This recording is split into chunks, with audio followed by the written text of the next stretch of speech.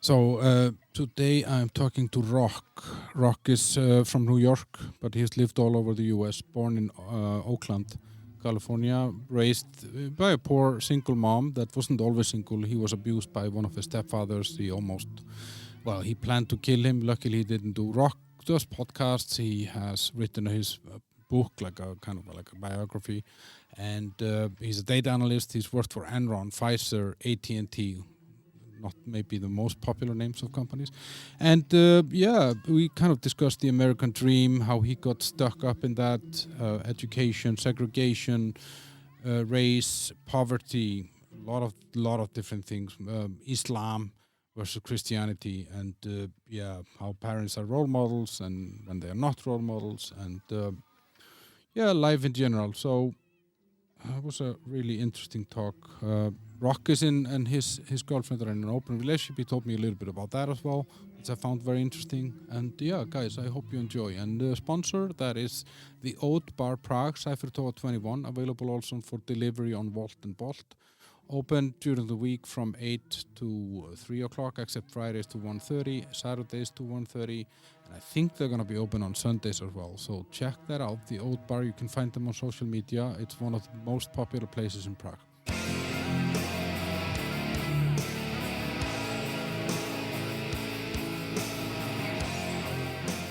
Hello, welcome, Rock. Hey, how you doing? Good, and you? I'm great. I'm in Prague. I'm not in New York, so Yeah, it's a good feeling. it's a great feeling. I love the city. Yeah, I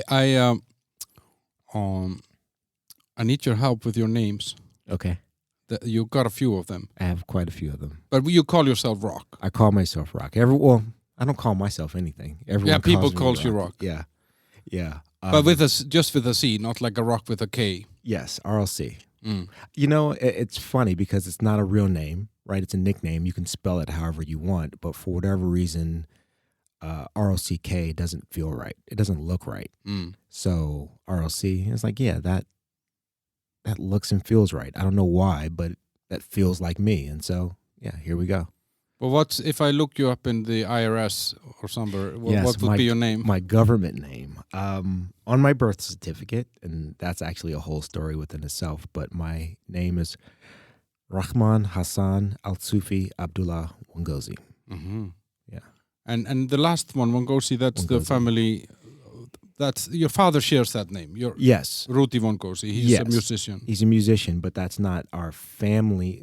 That's our family name now, but he assumed that name in 68, 69. Mm-hmm. He changed his name legally.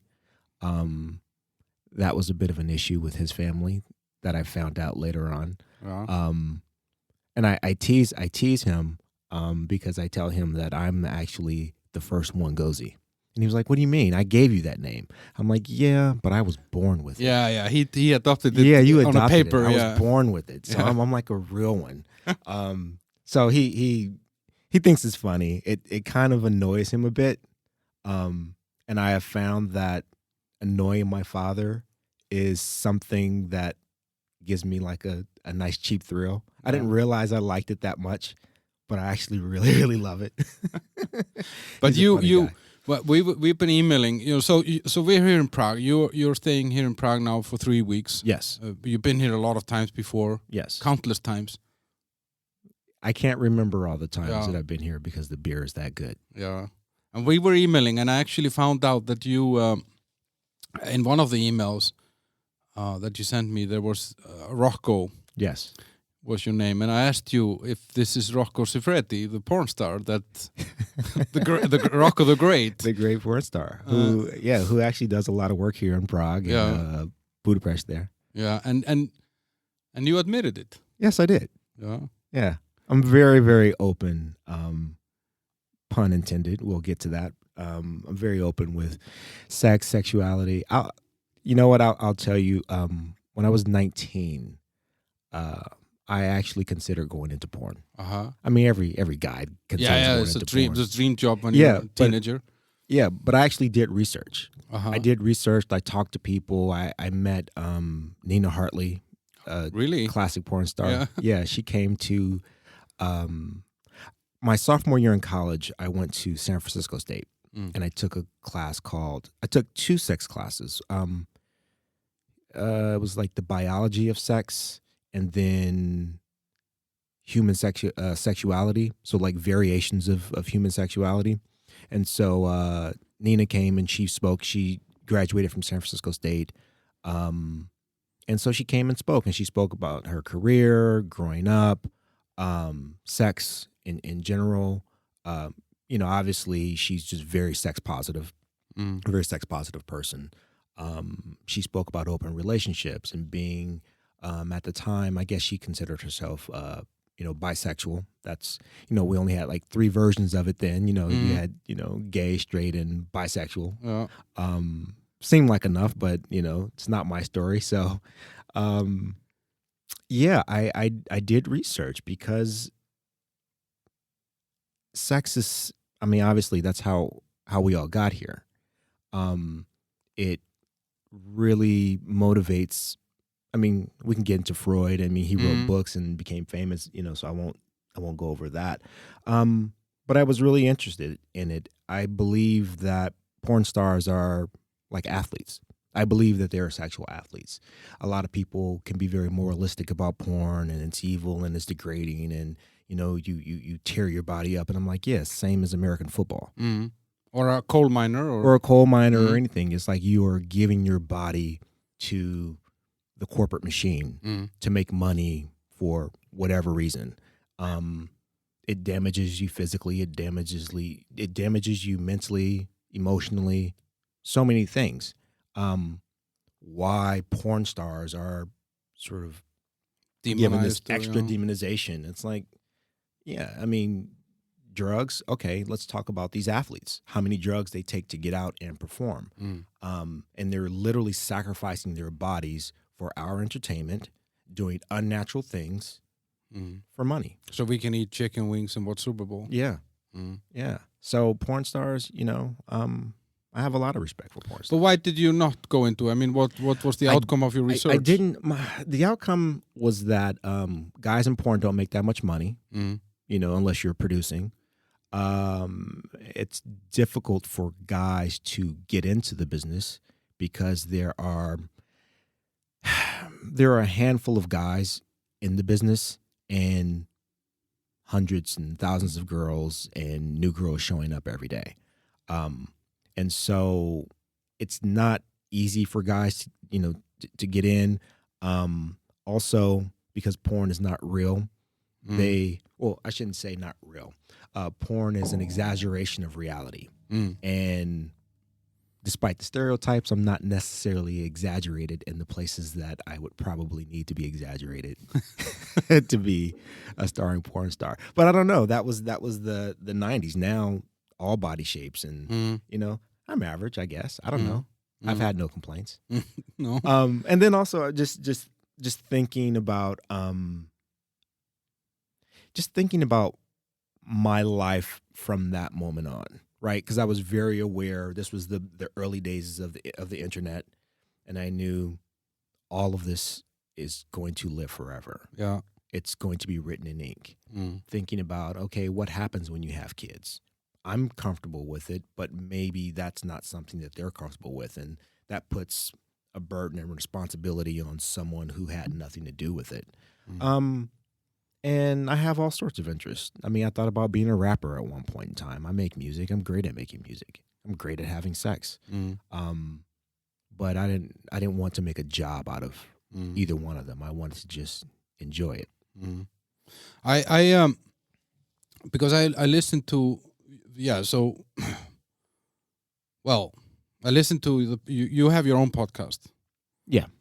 You kind of run it on and off. I mean, it comes and goes, but it's always there. Yes.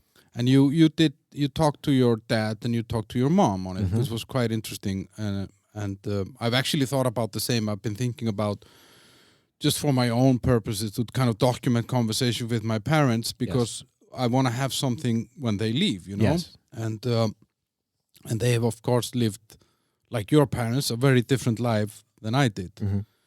But what I found interesting is that, as you mentioned now when you're talking about your name, that your father adopts a Muslim name in 68, 69. But your mom is extremely Christian, or she goes to church. It's a big part of her family background. Yes. And then you have these people meeting each other and getting married from two very different opposite. I mean, when I listened to you, that it didn't sound very religious. It sounded more as an embracing of a culture. Yes. But how did this work out? How can you have a girl, Christian girl, marrying a Muslim guy? Okay, well, it didn't work. They eventually got divorced, but they're great friends. That's one thing I love about my parents, and it has colored my view of relationships. Even though they were divorced, and I kind of remember some of the things that led up to it. I was like 3. But after the divorce, they were always like very cool with each other. Even like to this day, my mother considers my father one of her best friends. My father, whenever he goes to Florida and wants to visit, he can go and stay. And, my mother's family adores him. My father's like the sweetest guy. Great guy. And so there was no contention. It was just, we don't work as partners, but I have nothing personal against you. The reason why it's funny that you mentioned it this way is because the reason why I interviewed my father, because I interviewed my father before my mother, it was shortly after, I want to say my 40th birthday. After one of my birthdays, I realized that I had a bunch of questions that, well, I didn't have a bunch of questions, but there were a lot of the things that created the environment for me to be alive that I never knew the answers of, right? As kids, we don't really care about our parents as people. It's not who they are. They're our parents. They have a job. They have a responsibility.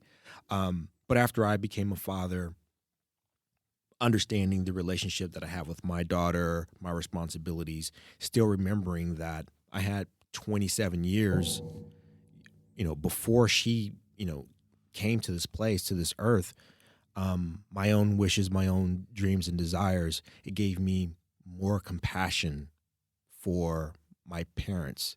Understanding that they actually had a life that was not just about raising you. Yeah, a whole life, all these experiences, highs, lows, traumas, triumphs, that created the environment for me. My father didn't have a great relationship with his parents. And so he left California and moved up to, Portland, Oregon to study music. He wanted to be a musician. My mother, she's the 9th of 13 kids. So, buried in the middle. She wanted to sort of get out and escape her family. And so they met in college. They were both musicians. They were in the music program. They both played piano, and so they sort of bonded that way. My father was a bit of a dreamer,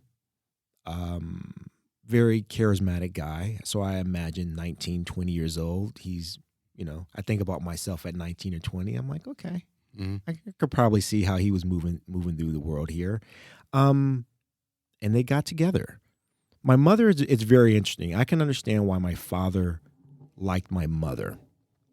She came from a very strong, proud family. My father was searching for a lot of pride. I mean, it's the late 60s, early 70s. And so pride, black pride was, it was in the air. My family in Oakland is sort of the stereotypical inner city family that people, imagine. There's drugs, there's alcoholism, there's just, so many different things, a very negative and sort of poverty-driven mentality. My mother's family is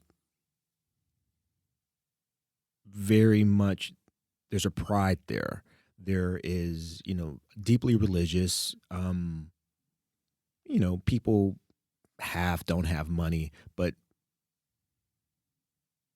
the reputation of my family in Portland, Oregon, where they're from, was that, the Mitchells, I don't know how they're doing it, but they're doing it at a high level. Everyone dressed well. Everyone carried themselves with a certain air of superiority, and not superior to other people. You're not arrogantly Not superior, arrogant yeah. that way. Well, maybe Elegant more. yeah. There's some arrogance, but it's very internal. You just are very proud of yourself, and so I can see how my father was very attracted to my mother that way. I can see how my mother was attracted to my father because my father's a dreamer, and he has great vision. Is that and boyfriend great that is ideas. exciting around Yeah. 20, but he's a nightmare when you're 35? Yeah. Well, If he's still dreaming. He became a nightmare around 22, 23, shortly after they got married. But the religious part of it, because like now, if we talk about, I guess American society is very divided today, but and it's always to some extent all societies are somehow divided. But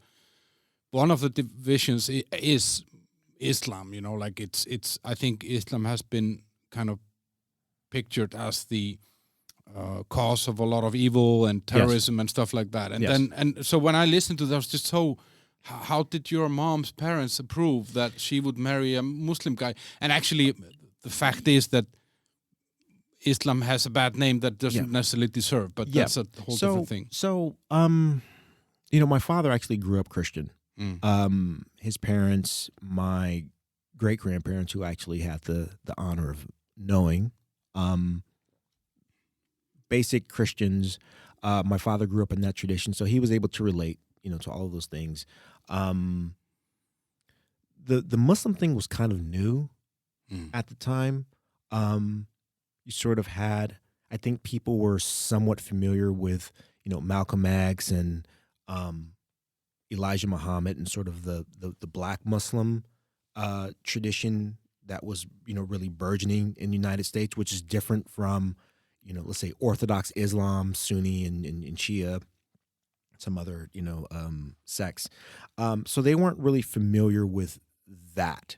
And my father he's a traditional Muslim, right? He's a traditional Muslim. And so they didn't mind it so much. I think I don't know much about it, but everyone knows that you can't tell my mother much of anything. She has her mind made up and she's going to do what she wants to do. And then my father's a great guy. And so no one was really unhappy about it. It didn't work. They didn't go to church on Sundays together, I guess. No. And your mom didn't go to the mosque. No. But your father, I heard in your father was praying. I mean, he was doing the routines. Yeah, he was. Oh my God, waking up 5 in the morning. I'm getting flashbacks now, PTSD of those early mornings. I would tell him, do we have to pray this morning? Won't God understand that we're tired? We're going to pray 3 or 4 more times today. So can we skip this one? That didn't go over well. But I'm actually glad that he insisted upon it because now I have this story. I can appreciate the discipline that he tried to bring. The religion thing didn't work, and it didn't work because my father, in my opinion, had a pretty immature perspective on Islam. He saw, oh, you can have 4 wives. So he wanted 4 or 5 wives. And my mother was like, fuck that. What are you talking about? You're barely taking care of this one right now. Like, it wasn't the religion that broke them up. It's the fact that they are both very similar in that they make up their mind to do something and you can't talk them out of it. And it was a conflict because now I'm here, and so my mother is saying, we have a family responsibility. We have this child, we're married, and so she's defaulting back to her training. She's very responsible. She has a job and she's going to do her job. Whereas my father was very much a dreamer. He never really had the support from his family. He always sort of felt alone and isolated in pursuing his art or pursuing his spirituality. And so he became very dogmatic in his pursuit of these things. And there wasn't anything anyone could do then or now to dissuade him from doing what he wants to do. They were young, 22 and 24, early 20s when they got married. So of course they didn't have good conflict resolution skills. They're coming from families that don't have good conflict resolution skills. No one was talking about open communication and going to therapy. And so, yeah, it didn't work out. And it's all like, and as you say, I mean, you're there, you're 3-4 years old, Yeah. and by, like I can imagine that life was just about putting food on the table and, Yes. and roof over your head. Yes. Like you can't really. It's a different time. Like when you have that responsibility, like I think I felt from your mother that she had, like then that comes first. Yes. It's not about going to therapy. It's No. about going to work. Your feelings don't matter Yeah. to the job that you have to do.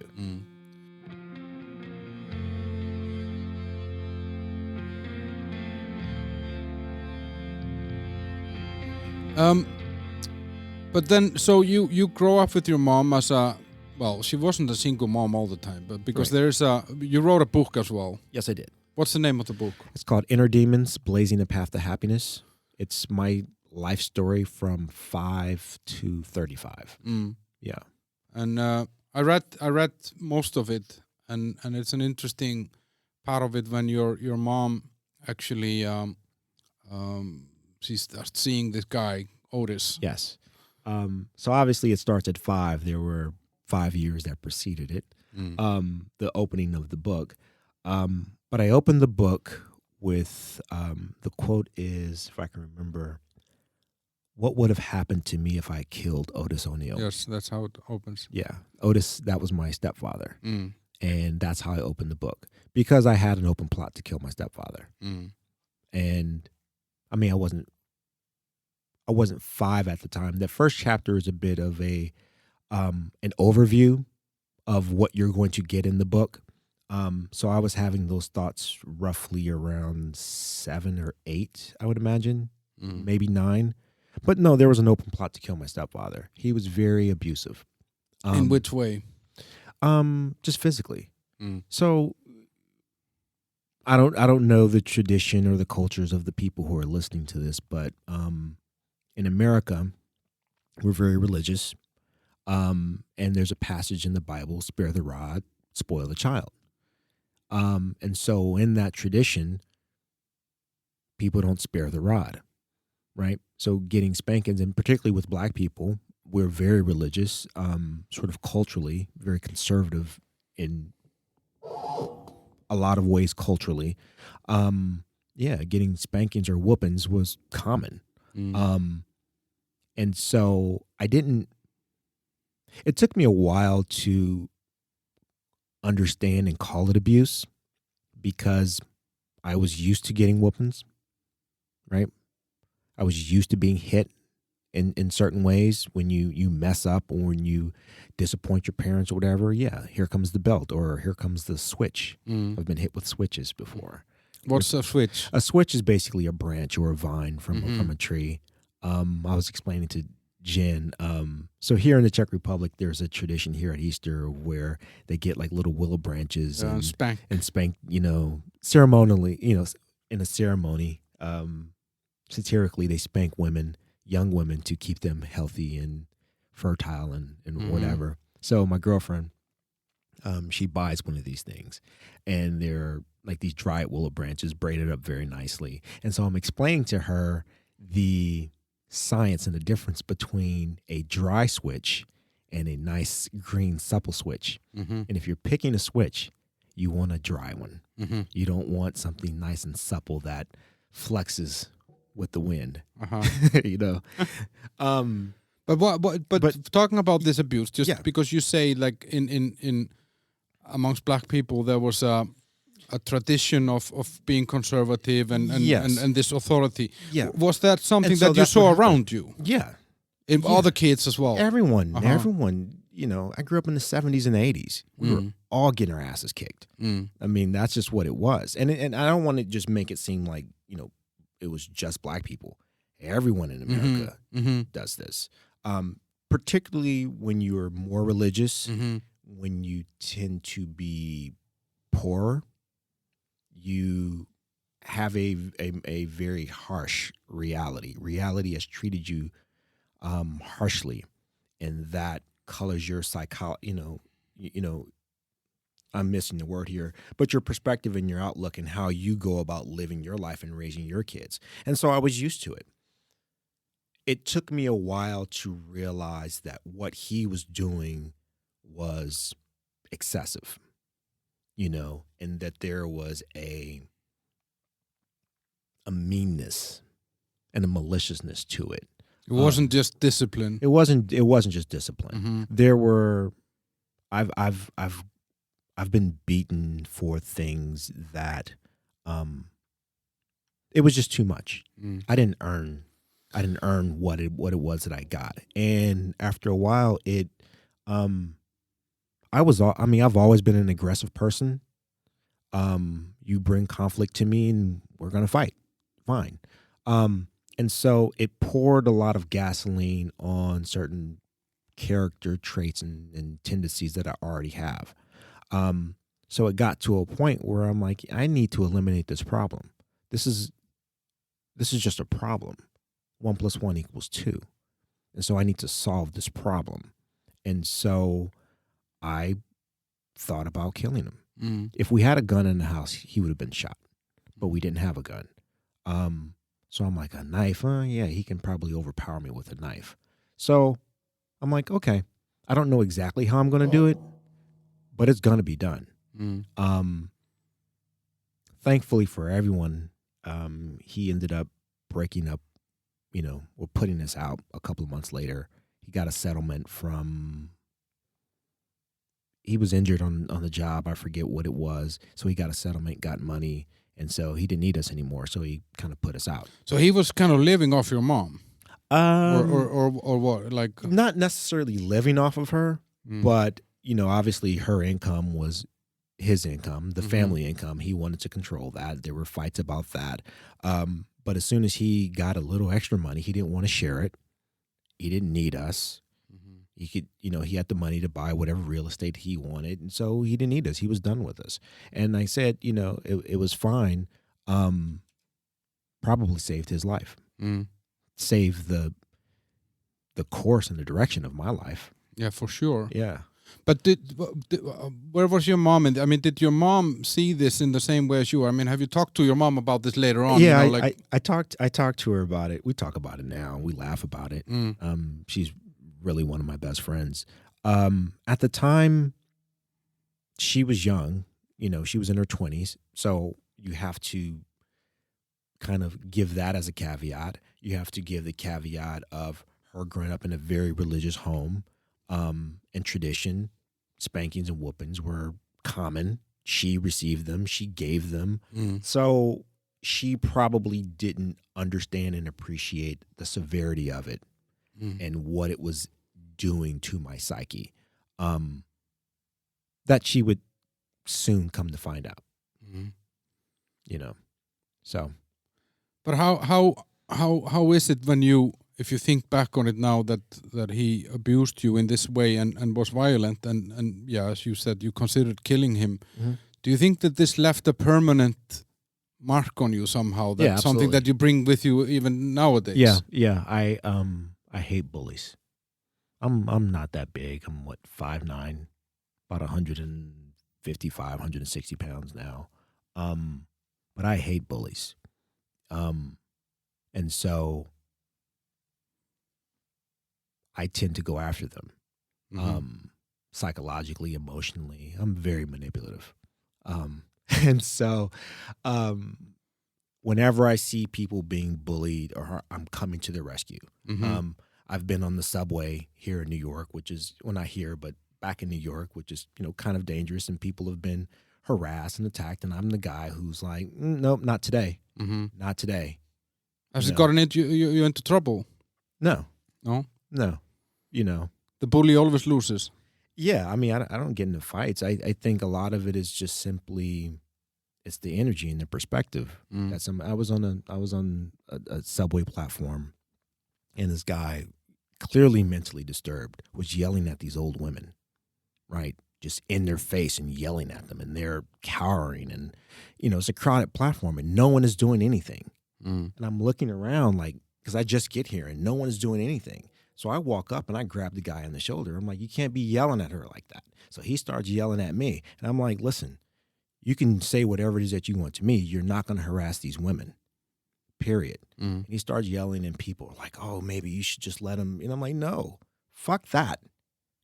And there's too much of that going on in New York right now. Like there was a story, a year ago, a woman was pushed down on the platform and this guy was, trying to rape her on a platform and people had their cameras out. That's the crazy thing that people are so busy capturing something for TikTok that they fail to help a fellow human. But it's interesting here because I actually talked to Jen, your girlfriend, because I recorded with her also. Sure. We were talking about this attitude in New York. Like, it's everyone is in such a hurry. Everyone is so aggressive. Everyone is so much pushing to make space for themselves. Yeah. And it's funny because it's in some way here, I think, for very different reasons. I think here people just, I don't know, they just go around their day being grumpy somehow, and they so you see this. I when I see like a homeless guy lying on the street, I want to help him up. I want to moving from the traffic, and when I do this, people look at me like I'm a freak. Yeah, because you're What's European. wrong with you? That's not the American way. No, you got to step over. Yeah, that's crazy. I never hit my daughter. My father never spanked me. So that's one thing. And that would have been, that's a variable within itself, but given the experience that I had with my stepfather, I never hit my daughter. I don't believe in hitting kids at all. I believe in discipline, firm discipline.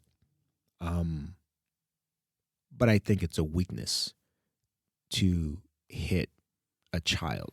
Like I don't understand this. Like, you mean to tell me that you, a fully functioning adult, can't psychologically manipulate a child? Yeah, you need to use your fists. Yeah, you can't explain or manipulate a child to do what you want. You have to beat them to get compliance.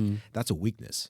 But isn't that? I mean, when I read in your book about this guy, it sounded like, for me, he sounded like a stereotype of someone who was insecure, unhappy about where he had made it in life. Yes, and he just wanted to be sure that no one would outshine him. Yes, no one could outsmart him. Yes, and one of the things that I wanted to do, I didn't want him to be a caricature, right? I didn't want to paint him as a bad and evil guy, because one of the things that happened after the divorce with my mother is that, he ended up owing her a lot of money that he didn't have.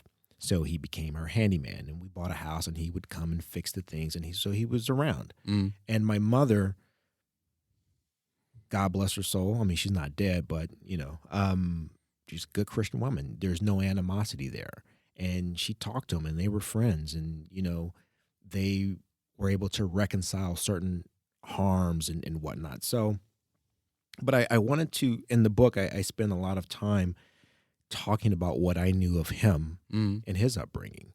He grew up in Arkansas in the 40s, and so I imagine what it must have been like for a young black boy growing up in Arkansas in the 30s, 40s, and 30s, 40s. I forget when he was born. Well, no, because he was in his 40s in the 80s. So sometime in the 40s he was born. So I just imagine what it must have been like for him to grow up in that environment, not having options, the physical abuse that he must have endured. And you fast forward, and here's a person who doesn't know any different. And he thinks this is how it should be. This is how it should be. He's trying to provide discipline to a young black boy growing up in a violent city at a violent time. And so I wanted to paint that full picture to help understand him as a person. And when you say what are some of the things that I've taken from that, is compassion for the legacy of pain and trauma, the flaws that that people Inflicts, yeah. carry generation after generation after generation. Families are broken and are in a poverty mentality. Maybe financially, maybe not financially, but just a mentality of poverty and of scarcity and of fear and insecurity. And I want to highlight that because we all have these things, and someone has to take it upon themselves to be the change in their family. And I know for myself, I vowed to never hit my daughter. I know that she will never hit her children. And so, at least with me, You broke the chain in a way. that chain is broken. And that's what I took from that experience. But you we were talking in the car on the way here. Actually, we were talking about that. This podcast has a limo service. It's like a strip club, Yeah. You get picked up, No, but we were talking about it in the car. How somehow these things, like you're mentioning now with this guy, for example, that you kind of breed into the family somehow a social status or a mindset or traditions or habits, and very often it that means that generation after generation after generation you kind of you're stuck within those limitations. You don't know anything else. Yeah, and how unconscious it is, because you think, I come from a poor family, so I guess it's my destiny to be poor, or Yes. or my father was a violent man, I need to be violent. Like it's such a rich tradition that kind of gets into the families. But you mentioned and you're in Oakland. Oakland is a crime city. There's a lot of murders, like 120 murders per year or whatever. It was some crazy numbers that I read. Yeah.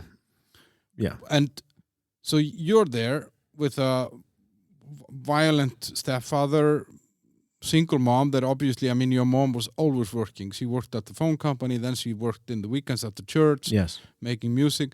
So I guess you were a lot on your own. I was alone. I've been alone since I was 4 or 5 years old, staying home by myself, which as a parent, who was a parent of a 5-year-old, the idea that I would leave this person home alone for hours, walking through the city, catching the bus, and going home alone for 3 hours, 4 hours until I came home from work is like, are you crazy? Right? It sounds crazy. We had the same in Iceland, but there's one murder per 10 years. Yeah. So it's a slightly different thing. Yeah. But how was that? Why you made a career. You made you educated yourself, did an MBA degree, you made a career that we're going to talk maybe a little bit about later. Yeah. But couldn't you have just become one of those failed kids, Yeah, it was easy. It was all right there. I don't know. I think all the things that would have made me, all the violence that I saw, all of the innate characteristics or personality that maybe would have steered me towards violence actually steered me away from it. I'm very calculating. I've always, for whatever reason, I've always just been aware of the world, and I've been aware of the sequence of events, cause and Consequences. effects. Yeah. And you could see criminality all around, and it looks stressful. I'm like, man, these people always stressed out. You can't rest. People are after you, and I'm lazy, right? I don't want to work that hard. And so I'm like, you know what? Being a criminal is hard work. Why would anyone go into that? Yeah. My life is difficult enough. Why So you would I analyzed add more that difficult? world like you analyzed the porn. Yes. It's hard work. It's hard work. It's hard work, stressful. And a short lifetime. Yeah. And so,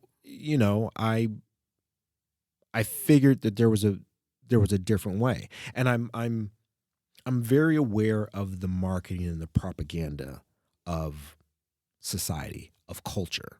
I grew up in church, right? I can see what the church dogma is trying to do to potential clients, right? I can see what they're selling.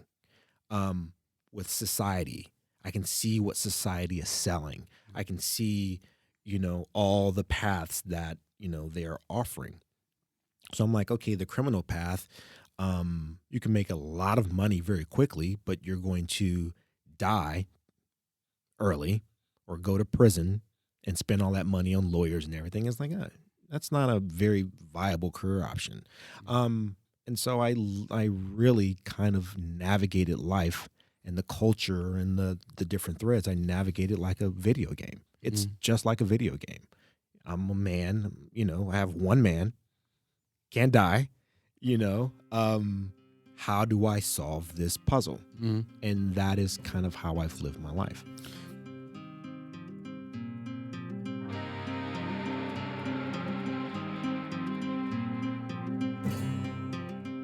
But you didn't really feel like, I mean, because in your book you talk about that you feel depressed. I mean, you're talking about that when you're 10, 11, that you feel some anxiety and depression. Yeah. And I was thinking like, with all these things, I mean, that happened there and so on. I mean, like you didn't feel like you needed to go out and get attention or get to be the bad boy to get the attention or anything like that. Yeah. I liked being left alone. The world was very stressful. I think, they weren't doing testing, back then. Mental health wasn't even a phrase when I was growing up. I would assume if I had done a test, I'm on someone's spectrum. I have some type of condition or something. You could put a name on it. If you met my father, you'd be like, yeah, something's not right with that guy. Yeah. And so, I was always just very nervous and very just sort of overstimulated. And so I wanted isolation. I needed isolation. Because, from, the trauma and dealing with Otis and then the city, like I said, it didn't change me so much as that it gave me permission to do certain things. So I became very violent.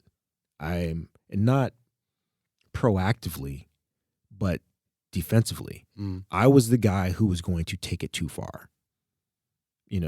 I was the guy, if you bother me, if you say something, if you threaten me, then we're going to settle it. And You were jumpy. Huh? You were jumpy. Yeah, I was just very irritable. Very irritable. So here's the thing about fights. When we fight, the purpose of a fight is to either break the will or incapacitate your opponent, right? That's the ultimate goal. People talk about fair fights. I don't believe there's a such thing as a fair fight. There's no such thing as a fair fight. All the honor and you can't hit someone from behind and you can't get a weapon. Fuck that. The object is to win. There are no points other than winning. And that is what I'm going to bring to the table. And so I present a very, very clear option for people. Whatever it is that you're agitated about, I want you to show me, you're going to prove to me how much you really care. Because I care about responsibility. I care about owning your actions. And whatever it takes to own your actions, that's what we're going to do. So if you're upset that I did whatever, well, what's the end? Let's skip to the end. You want to fight about this? Do you want to end up in the hospital behind this? Do you want to end up in prison behind this? How important is it to you really? And I'll ask that question. And even just asking the question is enough to give someone like a pause, like, wait, what? And it turns out that it's more problems than it's worth. And I always give people an off ramp. Like we can go down this path over here, or we can leave each other alone. But And so people leave me girlfriends alone. must hate you. Like Eventually. you're too rational. And eventually, Mhm. yeah. No, because you know what I mean. Because I mean, a lot of people Mhm. somehow seek to argue. Yeah. They seek to discuss things, whereas you are thinking, okay, let's just skip it to the end. Where do you want this Yeah. to end? Right. Because like I said, I was very nervous and I wanted to just be away from people. So I did a lot of things to isolate myself. Because I was hurting people. I ended up punching my mother. That's in the book. It was a very sad day. Mm. You know, I've gotten in fights with cousins. I've gotten in fights with people. There were just situations and times when I've hurt people, or I've been in, situations where, like one time in elementary school, I don't know why I did this. I had one of those old Rambo knives, With the thing in the shaft, you could yeah. and it had like a compass and a Yeah, bunch of that's stuff. so cool. Yeah. You could saw your own injuries if you got injured. Yeah, and so I had one of these things, and I'm showing it's like some kid on the bus, and he had something to say, and I forgot what he said, but I was just like, I'll throw this at you, and he was like, do it. So I did, Mm-hmm. and it flipped through the air and landed in between his legs in the seat, and it just stuck in the seat, and so the entire bus is like, what in the fuck just happened? Mm-hmm. And I casually strolled over, grabbed the knife, got off the bus, and I'm thinking to myself, fuck, an inch higher. what would have happened? But, I know that about me. And so I'm like, you know what? I need to remove myself from people. I need to be more calculated because I am going to crash into something. And so I looked at it as a challenge. I knew the stereotypes. I knew what everyone expected of me, a person such as myself, given my demographic and whatever in the time. And sort of like, as I was saying earlier, all the things that probably would have, the anger and the competitiveness that maybe would have steered me towards criminality, steered me away from it because it was a challenge. Oh, you think I'm going to go down this path? Well, I'm going to show you. But you're different today, right? I mean, you don't come across as easily irritated or agitated. I'm better at it. I'm more measured. I mean, I'm 45 now. Oh. So I've lived and I have enough scars and to understand that, it's that compassion for other people. I'm very aware of, when people are lashing out or they're angry about something. It has nothing to do with me because I didn't do anything to you. And so I'm able to listen and sort of absorb that energy and try to steer someone in another direction. Now, if for instance they are insistent upon being confrontational, then we can be confrontational, and it's going to be very uncomfortable and it's going to be very time consuming, until someone says, hey, I don't want to do this anymore. It's like, all right, cool, yeah, let's do something else, and it's an immediate switch. Like I don't hold grudges and bemoan people. It can be whatever it is that we want it to be. But now at this age, I'm just trying to have fun. I want people to have fun. I want people to enjoy themselves.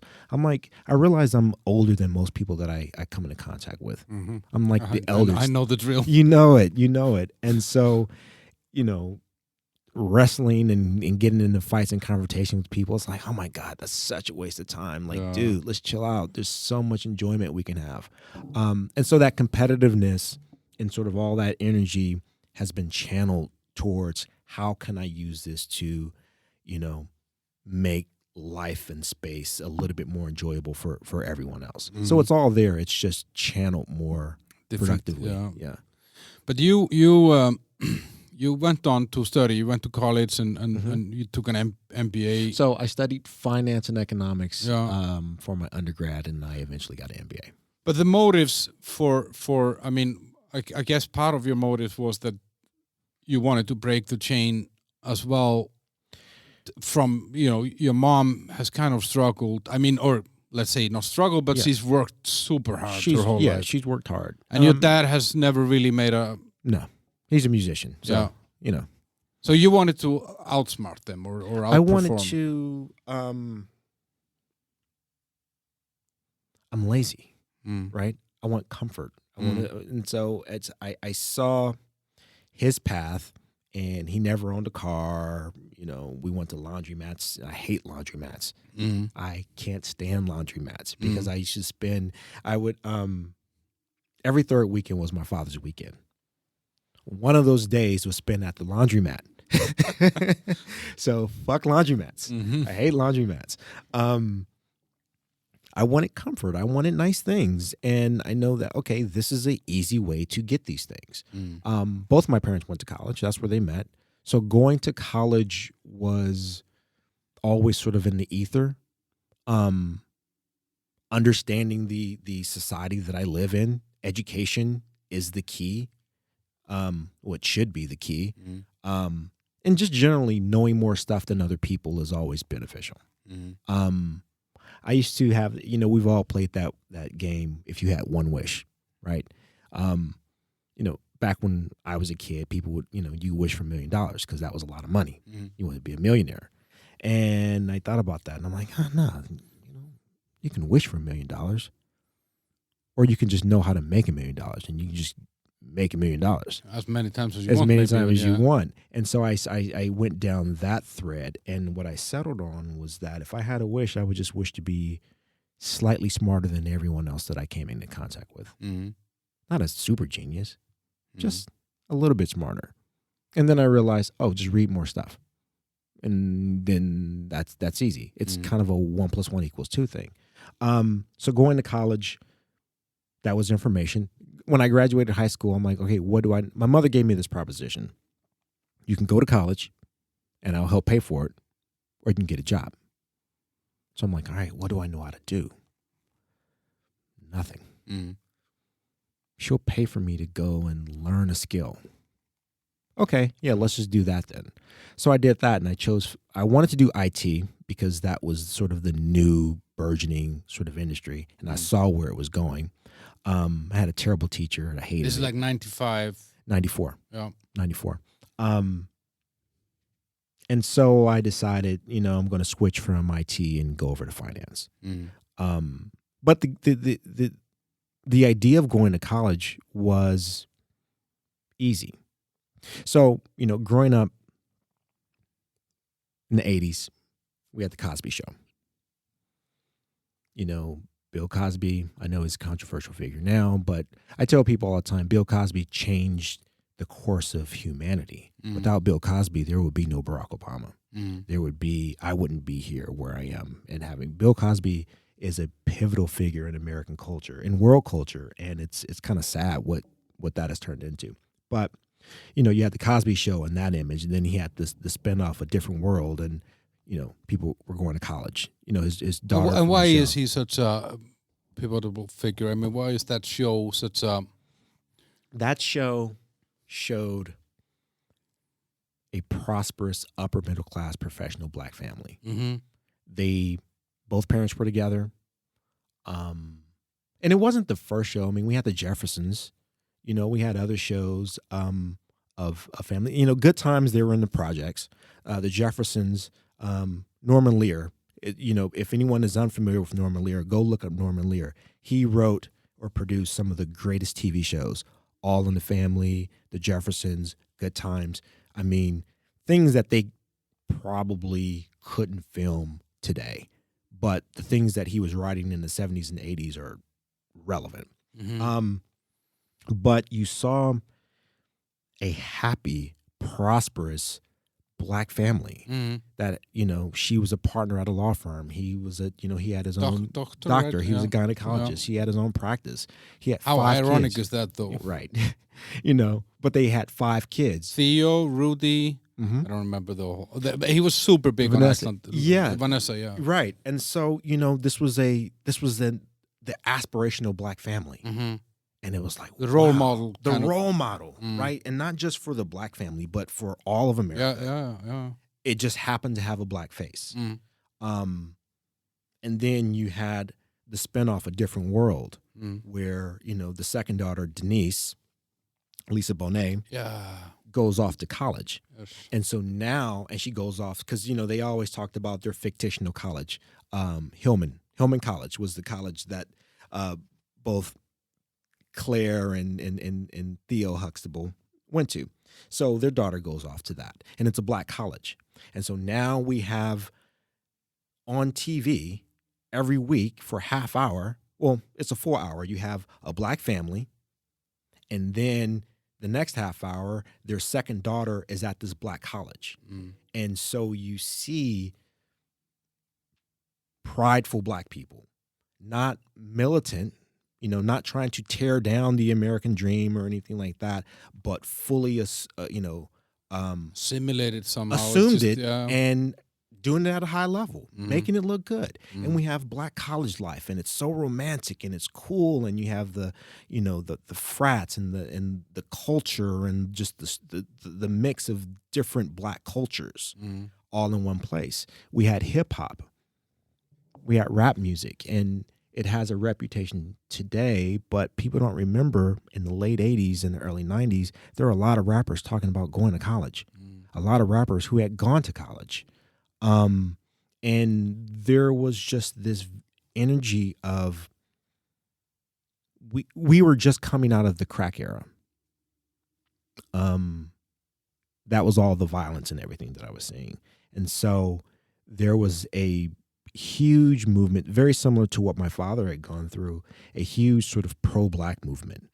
We're going to really accept and embrace this blackness and black excellence and black aspiration. So by the time the mid-90s come around, I was going to college, and not just any college. I was going to a black college. So I ended up going to Morehouse in Atlanta. And I studied finance because, again, looking at the paths that America and our culture had laid out, it was like, this is the easy path towards financial success. Also, coincidentally, they had just signed the NAFTA trade. And what NAFTA did was it tore down the trade barriers between Canada and Mexico, so that all the manufacturing that was once done in the United States, which was already sort of on the decline, all the trade barriers were removed. So you can take those factories and move them to a cheaper place like Mexico or Canada and just import the goods back in. So we saw, it was advertised on TV. The president of the United States, Bill Clinton, told everyone, this is what our society is going to be from now on. Manufacturing, manual labor will be de-emphasized. Knowledge work, this new thing called the internet, that's the future. That's where we're going. And so if you take your personal feelings about politicians and what should be and what shouldn't be in morality and just look at the system and look at the game, they tell you every day what the game is. They tell you what all the rules are. Yes. And so I paid attention. I'm like, okay, this is where we're shifting. These are the new rules. Fine. So I went to college. I studied finance, and here we are. But you talk about it in your book, and it's interesting, and you mentioned it now, like with the Bill Cosby show, that it is very much that idea that is put in front of us of get educated, get married, have kids, be happy, and everything is going to work out. Yeah. But the reality of it is very different. And and I think like in American culture there's a very, very strong, let's say, propaganda towards following a certain path. And it for me it from the distance it almost feels like that this path is designed to fuel capitalism in a way that you're both a contributor and you're also a consumer. Yes. And that system needs certain people to be poor and certain people to be middle class and then certain people to be rich on top and taking all the money. And you kind of get tangled up in the American dream in a way, right? Yeah. I mean, we're all incepted into our cultures, as independent as we would like to be. There are family expectations or social expectations. What are they going to say? And so you end up doing certain things to fit in. Mm. And it's not right or wrong, but depending on who you are, that could either be a happy, easy existence because you're just following along, or it can be a soul crushing experience because your soul isn't one designed to just follow along. Mm. Consumerism is a big thing. Acquisition is a big thing. Our motto is the pursuit of happiness. Mm. I think we're the only ones in the world who have that motto, the pursuit of happiness, which is such a vague and sort of nebulous concept. What is happiness? Mm. Oh, okay. Well, there's a commercial that will tell you exactly what it is that will Yeah. make you happy. And so, yeah, you want to acquire a house and you want to acquire the car and you want to, the gated community and sort of these trappings of a average sort of middle class, everyone aspires to be middle class, and average. And it's really just making yourself, a consumer. There's so much debt that goes along with it. There's so much leverage that goes along with it. And you find yourself sort of propping up this huge financial burden as a cost of acquiring happiness. Mm. Or perceived happiness. Yeah, or perceived happiness. And yeah, I did these things. I checked the boxes because it's a giant game. I'm going to win the game. But as I'm checking the boxes, I'm realizing, I don't want this. I don't really care about this. Until it got to a point where I'd done everything everyone else's way, it wasn't providing me happiness. So I was like, I'm gonna just do it my way. You had a job then. You were working at Enron. Yes. Blessed be their soul. Yeah, I mean, because I'm getting kind of confused on the timeline because you're talking about my entire life, and so it's like your entire life you're fighting against this internal monologue of you need this, you need this, you need this. Mm. But at Enron, Enron was a classic example of this. Mm. Enron was the hot company. When I started, they were they had just moved from 40 to 34 on the Fortune 500. And then the year that I left and the year everything crashed, they had just moved up to number 7. So the 7th largest company in the United States. Mm. I worked for them fresh out of college, like the it company. It's like, Google today or Apple or one of those. I worked for that company, but I wasn't happy. I hated it. It was a terrible place. Why? It was needlessly competitive. Obviously, it was racked with fraud. And so the fraud and the lack of professionalism that way, it wasn't just at the board level and it wasn't just at the manager level. It trickles down. Mm. Like I personally manipulated numbers for our internal reporting so that our traders could make more trades. Mm. So real quick, we had a daily trade value, natural gas, daily trade sort of cap was $100 million in the market. Anything over $100 million, automatic sell. You had to sell and get our position below $100 million. But what would happen is you could hold at any given time. That we can hold at any given time. Mm-hmm. But what would happen is traders want to pursue whatever strategy because they're getting bonus. So what would happen is if the value at risk or VAR would come in at, say, $105 million, we got to either move $5 million off the books or we'd have to change the valuation of that $105 million. And so what would happen is I'd get a call. These numbers aren't right. Well, no, they check out. This is exactly what the number is. We'll fix it. Okay. We talk to the traders to see what we can do. And how we would get around it is that, let's say that the historic difference between gas in Texas and New York is, if it's $1 in New York, $1 in Texas, it's worth let's say $1.50 in New York. Because of transport cost or something. Transport like, is called basis, right? Mhm. You know, for a variety of different reasons. Yep. You know, supply and demand, you know, whatever. So that's the historical difference, plus 50%. What the traders would say is, yes, I know that that's the 10-year view, but over the next 10 days, my model says that it won't be 50 cents. It's going to be 5 cents. Mhm. So you could reduce the value. So on the I'll just move that decimal, book. and that brings the value down. So then they could do whatever it is that they want. Mm. It's highly unethical. Not illegal. I don't know about It's the questionable. legality. It's highly unethical. Yeah. But that's the environment that I worked in. That was my first working environment.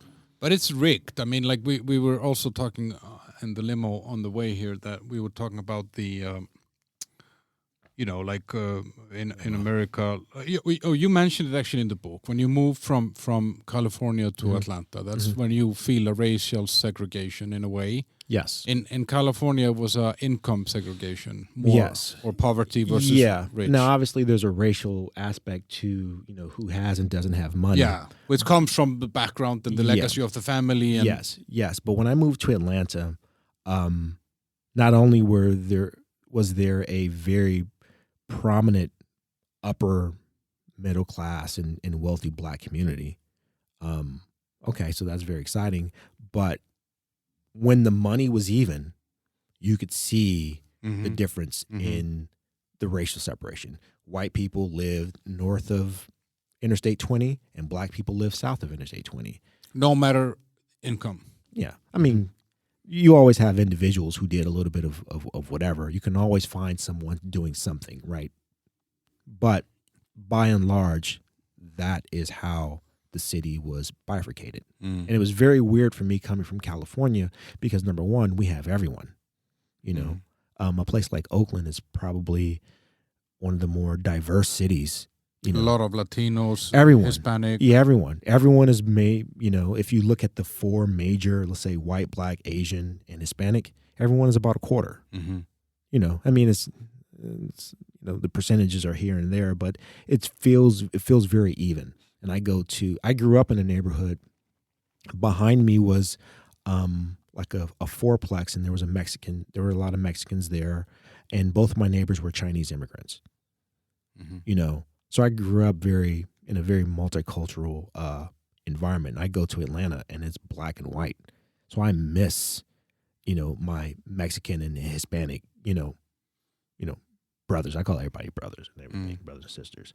I missed my, Asian brothers and sisters. It was just Black and white. And it was just very alien. And then the physical separation was also very alien. It's kind of amusing in a way.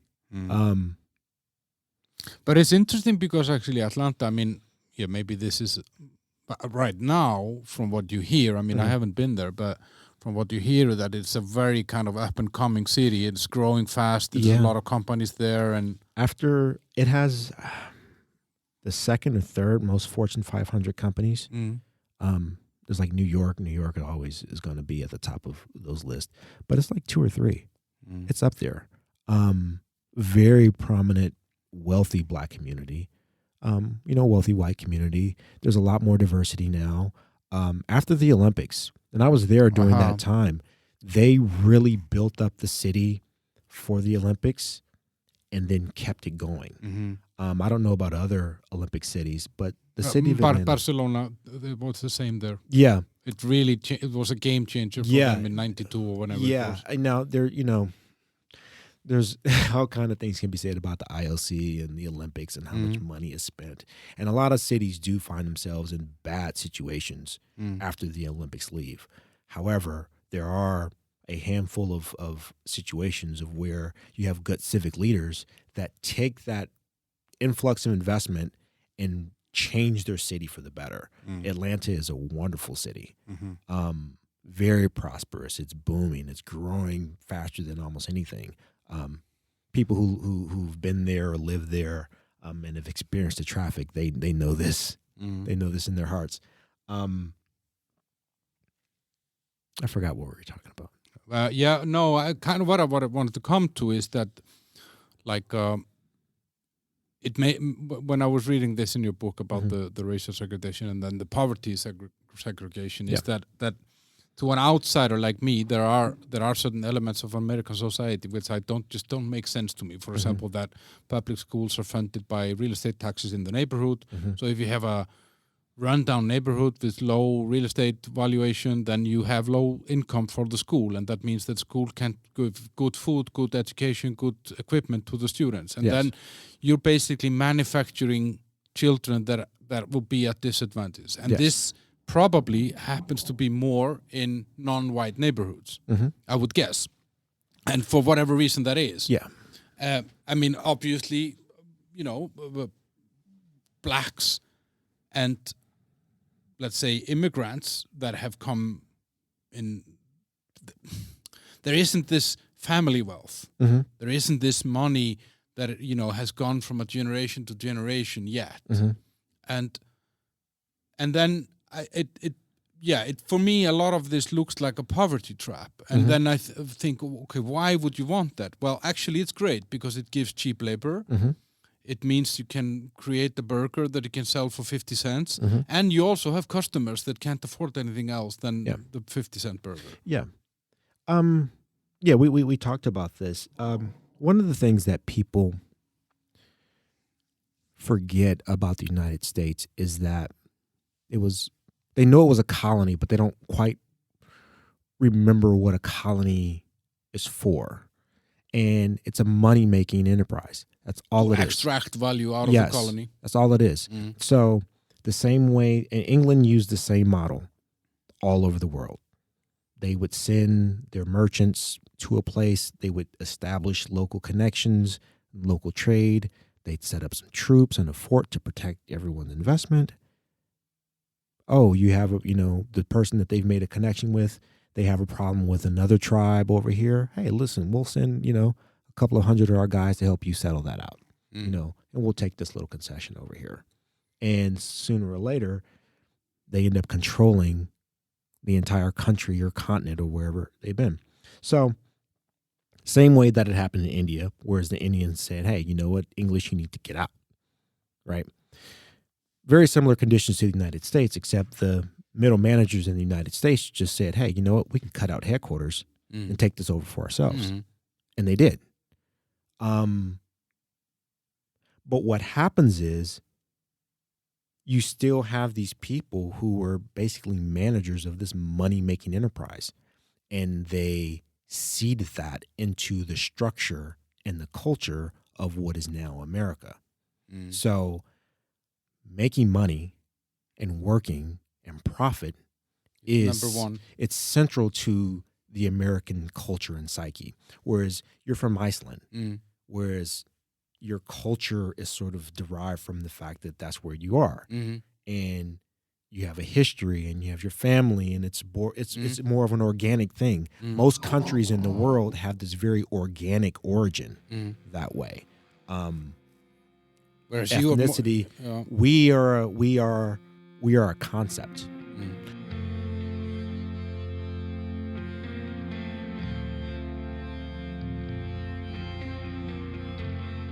The thing about America, and this is a beautiful part about America, is that once you raise your hand and you take that oath, you're an American. You're in. Welcome to the party. Whereas I could move to France. I can move here to Prague. I'm never going to be Czech. No. I can never call myself Czech. They'd be like, you're clearly not. Whereas any person from anywhere in the world, once you come to America, you have a kid, your kid automatically granted, you're an American. Once you raise your hand and take that oath and say, yep, these values, I support these values. I'm going to stand and defend them. I'm going to pay taxes for these values. You're an American with all the rights and privileges that affords. And that's a concept. And that's a beautiful concept because it's open to everyone. But the problem is that it's a concept. It's very cerebral. You don't really it's hard to sometimes feel like an American. I feel more like an American when I'm out of America than when I'm in America. When I'm in America, I'm black.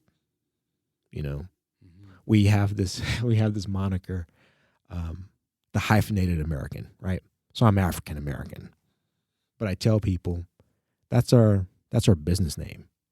That's how we interface with the government.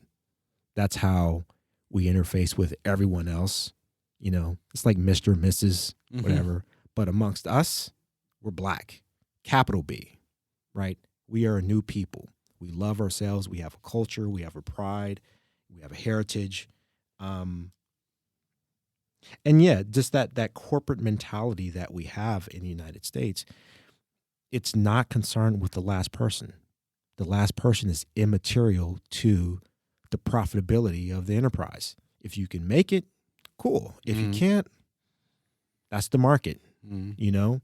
And it drives a lot of innovation. It drives that competitive fire, which gives us a lot of great things on the top end. But some of the basics of just compassion, yeah, helping your neighbor, you know, feeling a oneness with your neighbor, that's not there. And it's always sort of been, you know, kind of fleeting. There's this sort of suspicion and competition with neighbors. Now it's even more so. It's getting worse. I mean, or it's, let's say, at least it's more visible, because now we see it on you know, if we look at social media and how people are kind of divided and in echo chambers and blocking anyone who disagrees and calling out everything, and you know, and we go from one, I don't know, shocking news this hour to another one next hour, and well, the margins are smaller now. The margins are smaller, so it was easy when there was so much extra. And what do you mean? So what happened after America was one way up until the 20th century. Most of America was underdeveloped. I mean, no major interstates or anything like that. A lot of what we know, a lot of what America is new. So after the World War II, we were just kind of the only one standing. So we sold a bunch of stuff to the rest of the world and made tons of money. And it was so much money and there was so much work that, yeah, you could just have a high school education, one, and there was so much money that you could raise a family, and there were so many land grants and houses and loans and grants, and they sort of built what we call our middle class. That doesn't exist anymore. The rest of the world has cleaned itself up. They're smart. They're making money too. So the margins have gotten smaller. This is capitalism. And the thing about capitalism is that everything is a variable. And what people misunderstand about themselves in capitalism is that you are just a cog in the machine. You don't own your job. You're doing a service. And like any other raw material, you have to be more efficient. You have to do more with less. You know, if I get a kiloton of steel, I need to be efficient in my use of this kiloton of steel. I need to get more product out of that kiloton of steel in 2022 than in 1952. Well, guess what, worker? You're a raw material as far as the company is concerned, just like that kiloton of steel. So you're going to have to produce more just to maintain. And it gets less every day. And so you can't just make it on a high school education. You can't just raise a family of 4 or 5 on one high school education anymore. But because we've commoditized everything, we've commoditized our education, we've commoditized our medical, we've commoditized and sent to the market almost every facet of life, that you're in this game. you're in this competition of how do I get the basic resources. It's like a video game. How do I get the basic resources just to be competent in the game? And if it takes money to make money.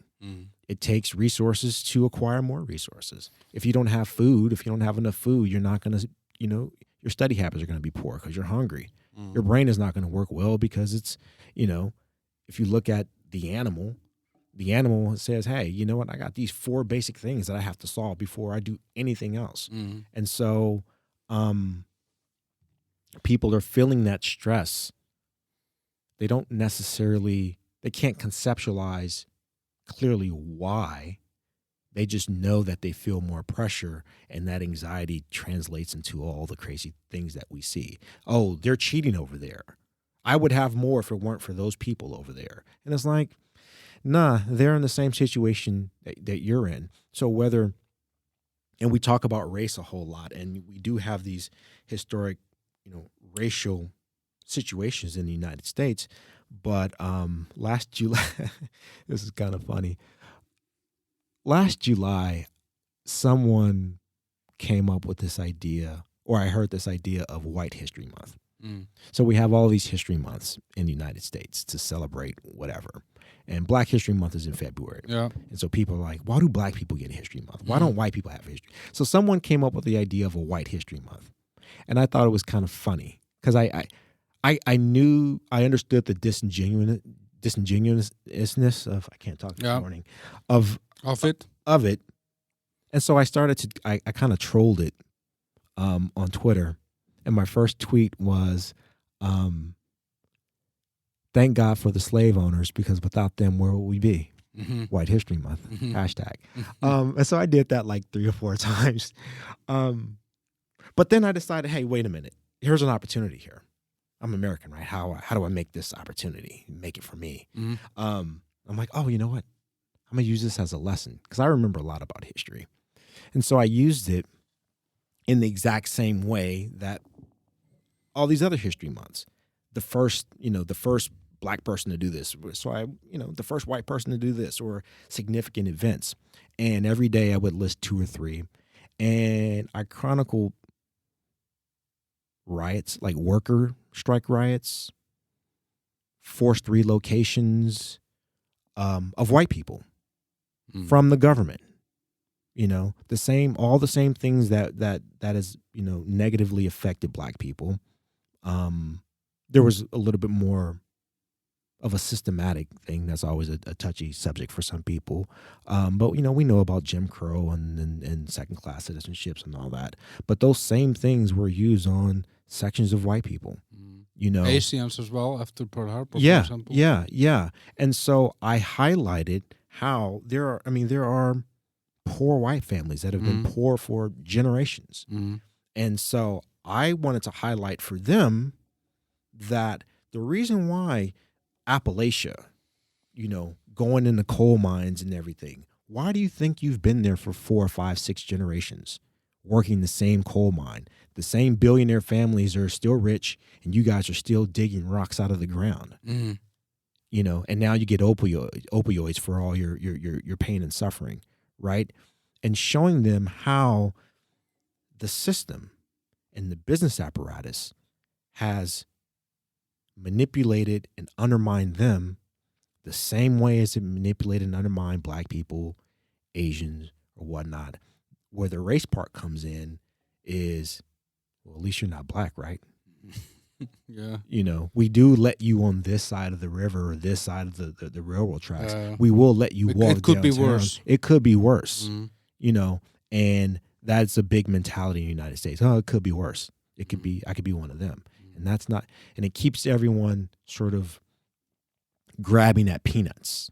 I need my peanut. It's like they have orchards of almonds and figs and olives over here, and they're eating, and we're fighting over peanuts over here. And now I'm starting to sound a bit socialist and everything. I probably fit right here, fit in here in Europe, but there is a social tissue that has been purposely undermined. And it's sad. Mm. It's so sad because when I know a lot of white people, I know a lot of Asian people, I know a lot of different people from all these social, backgrounds and status. And it's like the anxieties and the fears are all the same. The aspirations and the dreams are all the same. Mm. But we can't get out of our way because we're too busy trying to hold on to this one peanut that we have, and the pride that comes with having this peanut, that we will deprive other people of having the basics, so we can just say, oh yeah, I got mine.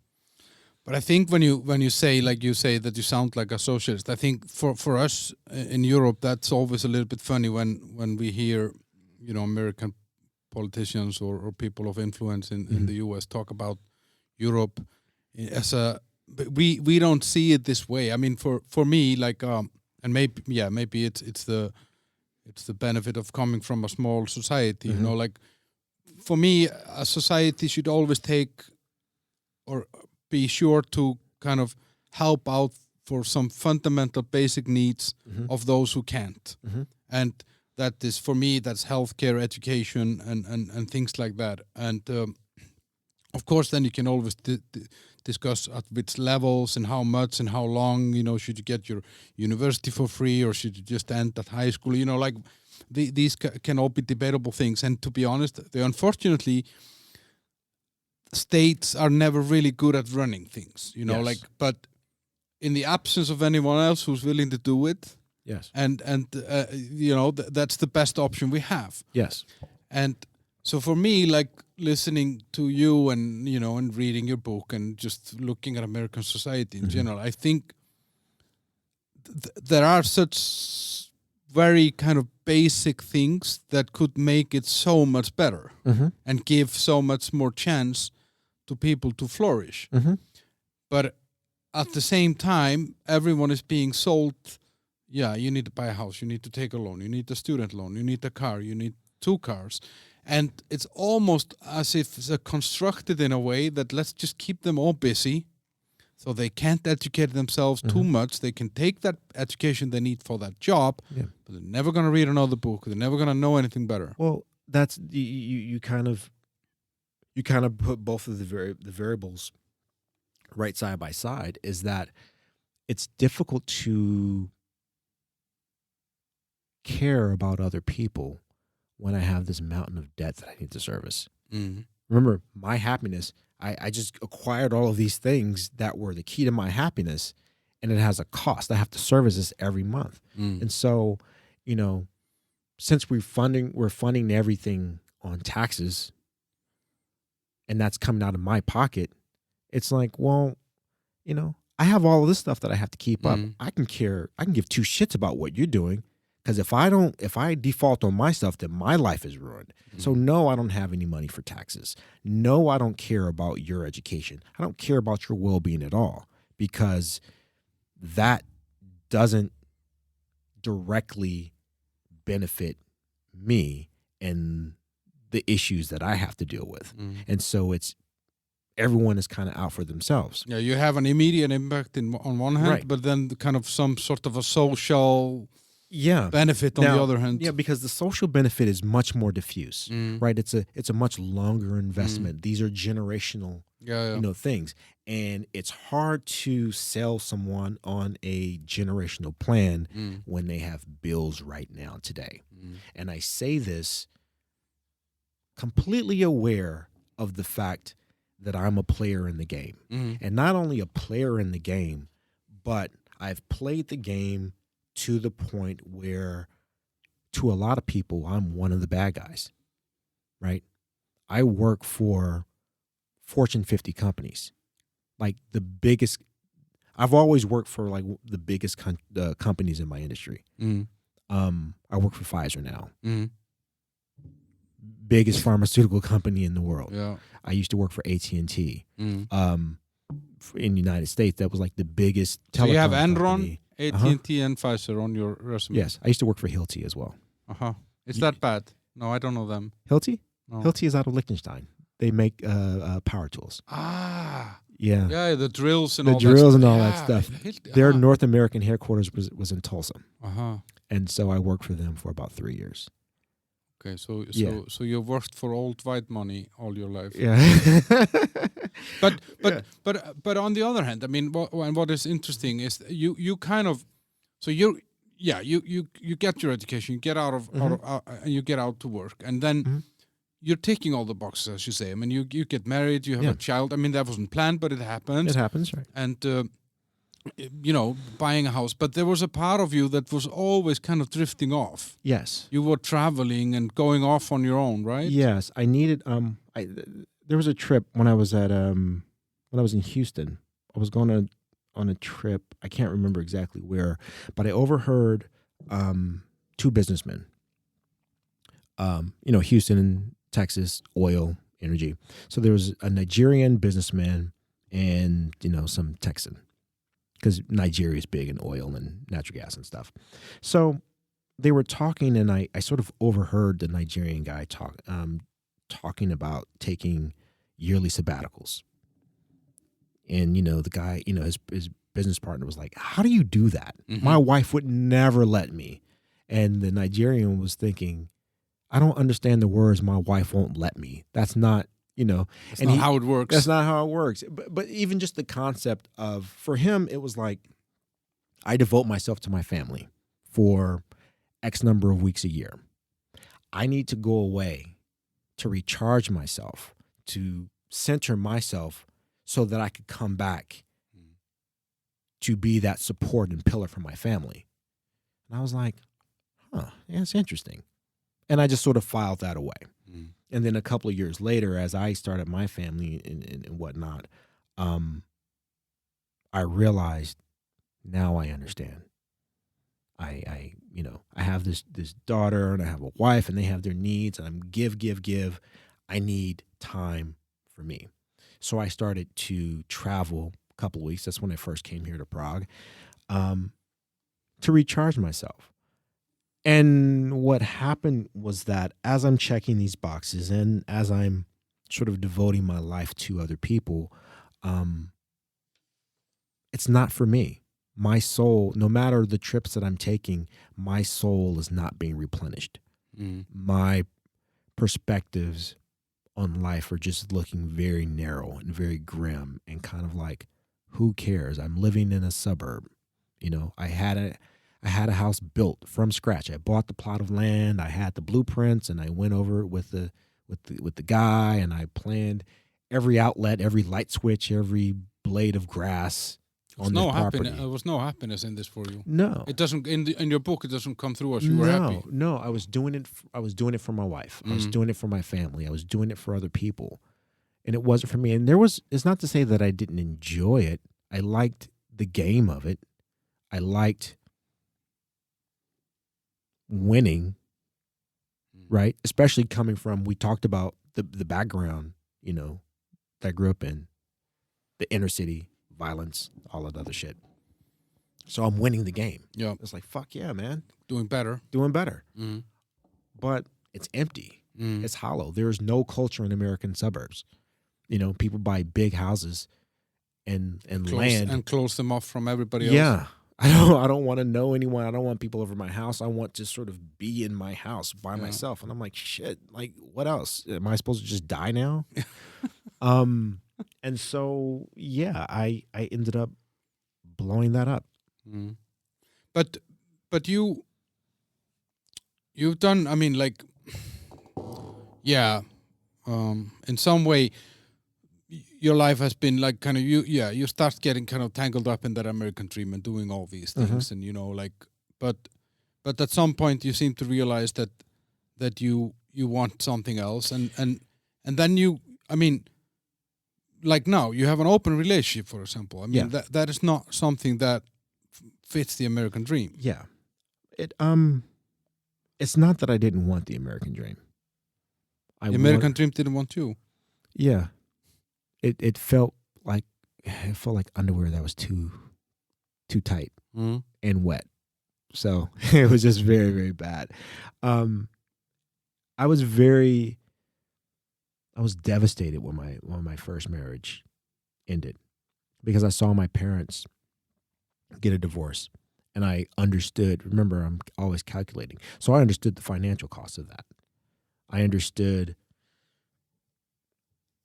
what it meant in the culture, the shame that comes along with it. You're a failure. Mm-hmm. Your family, you know. I have this failed. American friend here who divorced, and he was devastated. And I was like, what the fuck? It's not like someone Yeah. died. You just fucking divorced. No, I'm a failure, he Yeah. said. you feel like a failure, but also someone does die. Mm. Your aspirations, all your hopes and dreams, and the future you that you projected out into the world, that died Mm. when you get divorced. And so there is a grieving process. It's hard. And then I ended up, I met my second wife, and I decided, because we're going to win the game. We're going to do everything perfect.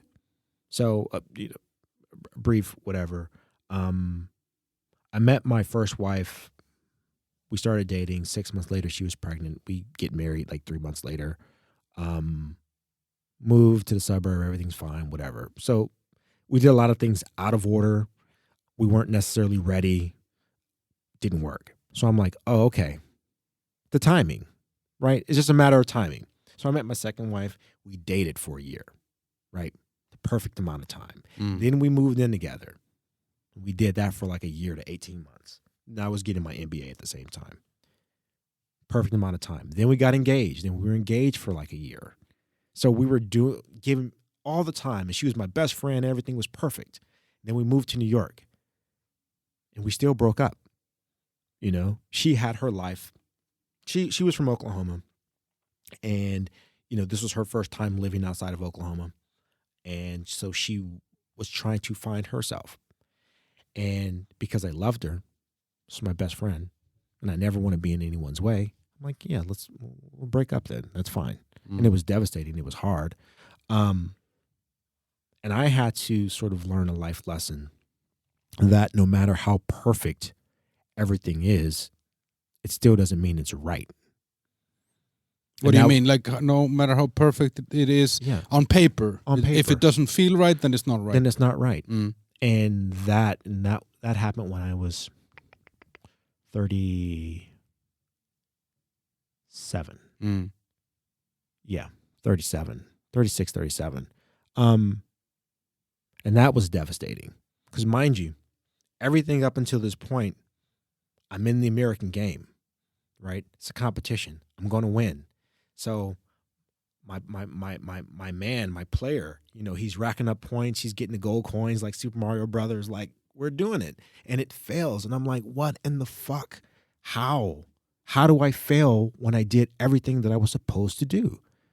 And then it's like, you know what? Fine. I don't care about this shit anyway. I didn't ask to be here. This is not the environment that I chose. So I'm going to just start doing things myself. Mm. I'm not going to worry about what other people think and what other people are doing and all this. I'm just going to maximize my own happiness. I'm going to do what works for me. And if other people don't understand it, then they're just not the right people for you. It just doesn't matter anymore. Mm. There are no points. I tell people there are no points. I mean, there's no place to cash all the points that we try to collect. No one cares.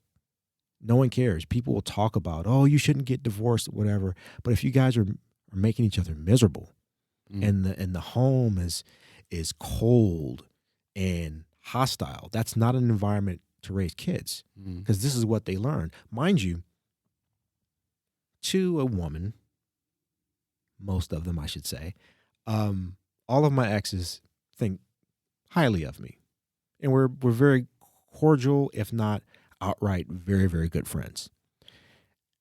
And that's because I saw that from my parents.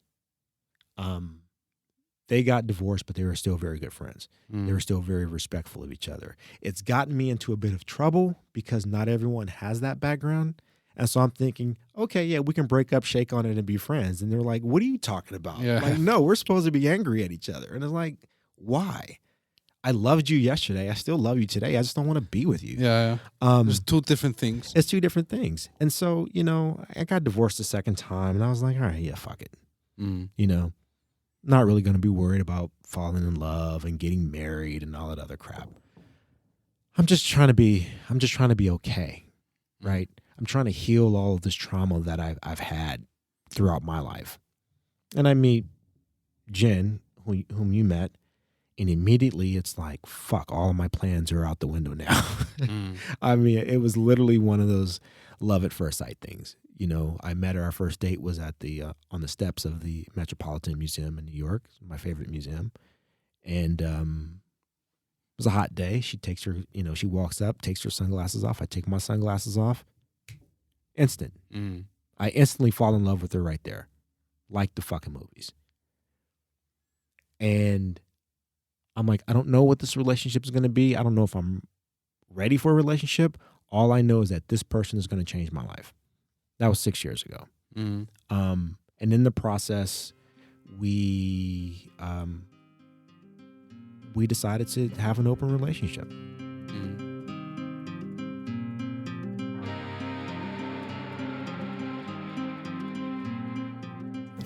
How do you just decide to have an open relationship? I mean, is it something you discuss or? Yeah, we talked about it. We talked about it like early on.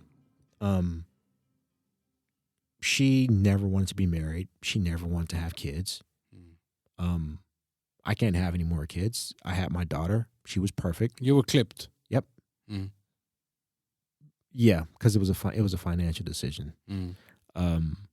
Which I know that sounds weird and cold, but it's like, that's not me. That's the world we live in. So whatever callousness or cavalierness you think that's me, it's like, no, that's a reflection of the world that we live in. I'm just honest about it. So I was like, okay, yeah, you sound great, because I'm not trying to be married again. I've been married twice. It's failed twice. Fuck that. I'm not having any more kids. And so, you know, maybe 6 months in, we talked about, you know, possibly being open, and I had heard about those relationships, and I thought about it, right? We all watched, you know, Jerry Springer and trashy American TV. I love it. Yeah, and everyone, you know, it's like... especially when they bring the midgets and stuff. Yeah. I fucking love that stuff. But, yeah, you know, there's always that segment of where, you know, the girlfriend is like, hey, I'm bisexual and I have a girlfriend and I want to bring her in. And the guy flips out and he runs off and everything. And as we're growing up, we're like, yo, dude, that's like the dream. What are you talking about? What's wrong with what you? He was, you know, and so you always imagine what you would do if you were in that situation. So now I find myself in that situation or the proposition, and I check in and I'm like, no, I think I'd be okay with that. But also I'm the same guy who seriously considered getting into porn. So it's not like you've been normal your whole life. Yeah, you know. And so we talked about it. We didn't do anything, though. We were together for 3 years. And then because we were just so in love with each other. 2, my daughter had moved to New York. She wanted to be an actor, so she wanted to go to the acting high school, LaGuardia, or the Fame High School. People look it up. It's famous. So, you know, after about 3 years, my daughter ends up, you know, moving out because her mother gets a job in New York, and that's a long other side story. So Jen and I were talking about it. We're like, okay, we're happy. We're content. We're solid. Maybe now was the time that we can be open. And so we're like, yeah, okay, we're going to do that. Then COVID. So yeah, there's no open in COVID. But now that COVID was ending, this past September for my birthday, my 45th birthday, we're talking and hanging out. And, you know, we're just sort of going over our relationship. We're 5 years in at this point. Everything is perfect. We're codependent and real. When I say codependent, I say that kind of facetiously. She is my best friend. We hang out all the time. We're kind of sick that way. We're just so in love, and it just kind of drips off of us. It's kind of funny. But we're like, yeah, we are solid enough to take that next step. And so since this past September, we've had an official open relationship. And how does that, I mean, do you say, listen, I'm going to go and meet this girl, or she says, oh, I'm going to go and meet that guy? I mean, what's the... Yeah, we are, so she has a joke. I'm going to steal her joke. Whatever you think about an open relationship and all the sex that you think people are having, replace sex with talking. there's so much talking. So much talking. This is her bit. She's a comedian. I'm stealing her jokes. But yeah, there is a lot of talking, right? There is it's almost like having a business meeting. You kind of sit down, what's the state of things? And,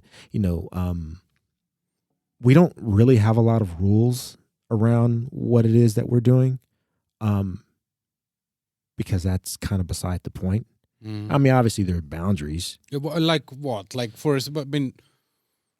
I'm curious because I'm actually going to talk to a girl who is an expert on this. And now here I have someone who is not an expert. So, I mean, you're just living it. Yeah. Our boundaries are really light. One thing, we won't date people that we've dated before. That's a clear one. The other thing is we don't have people by our house. Our house is ours. Yeah. If someone ever wants to come by the house, they need to kind of have a friendship with both of us. We haven't gotten there yet. That's it.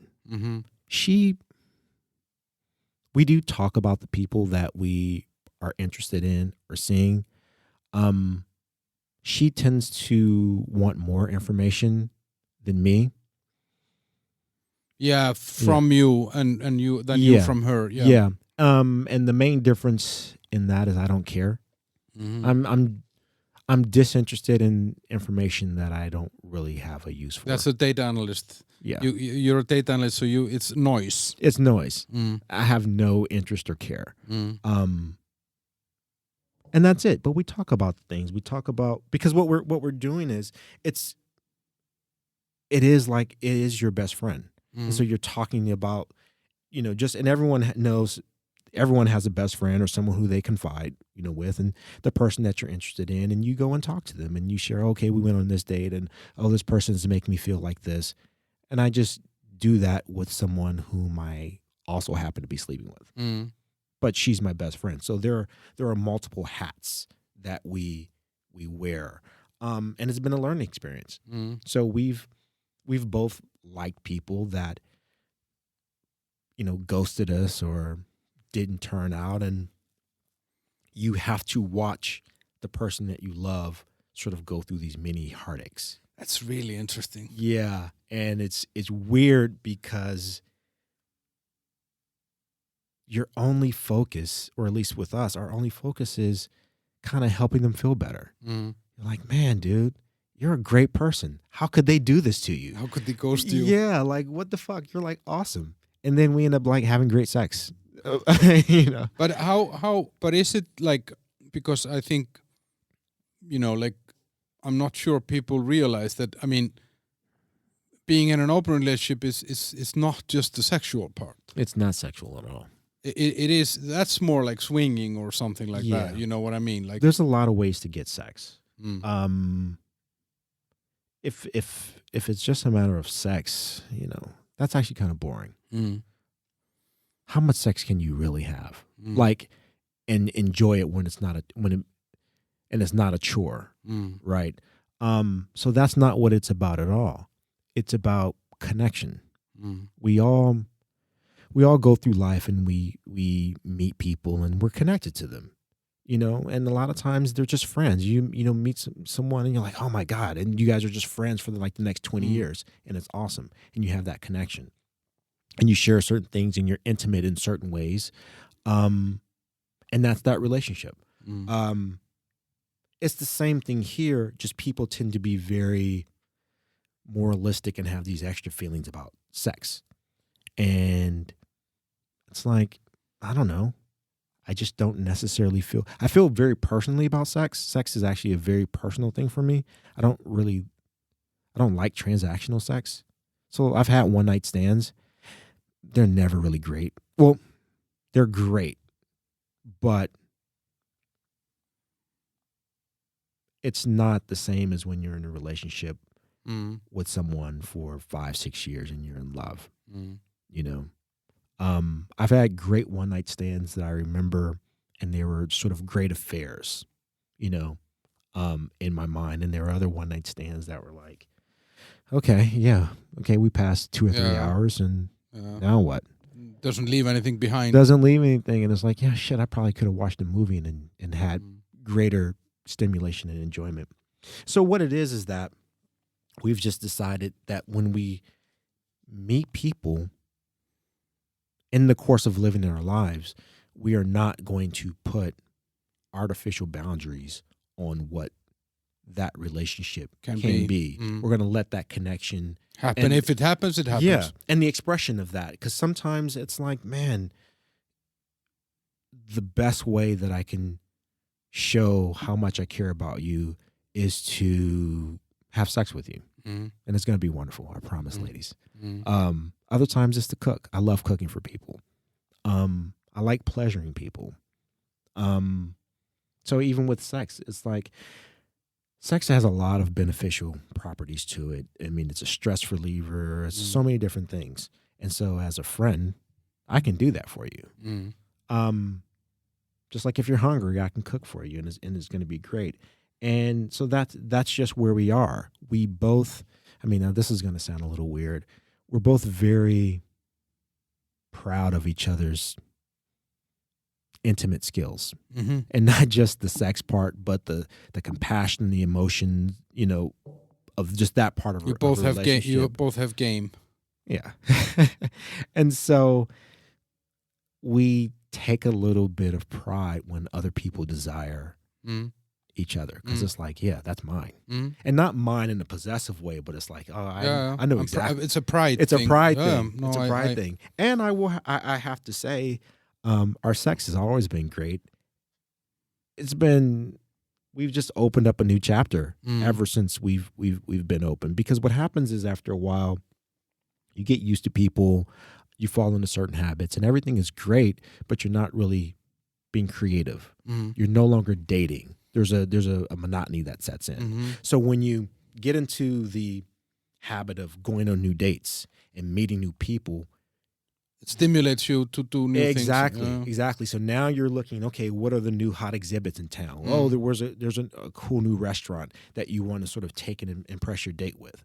But you come across so many options, you can't use them on your dates, and you're like, oh, I have a date already. And so you end up doing more cool things with your primary partner anyway. You know, I'd say it's an interesting thing, and it's and I don't know. I mean, I think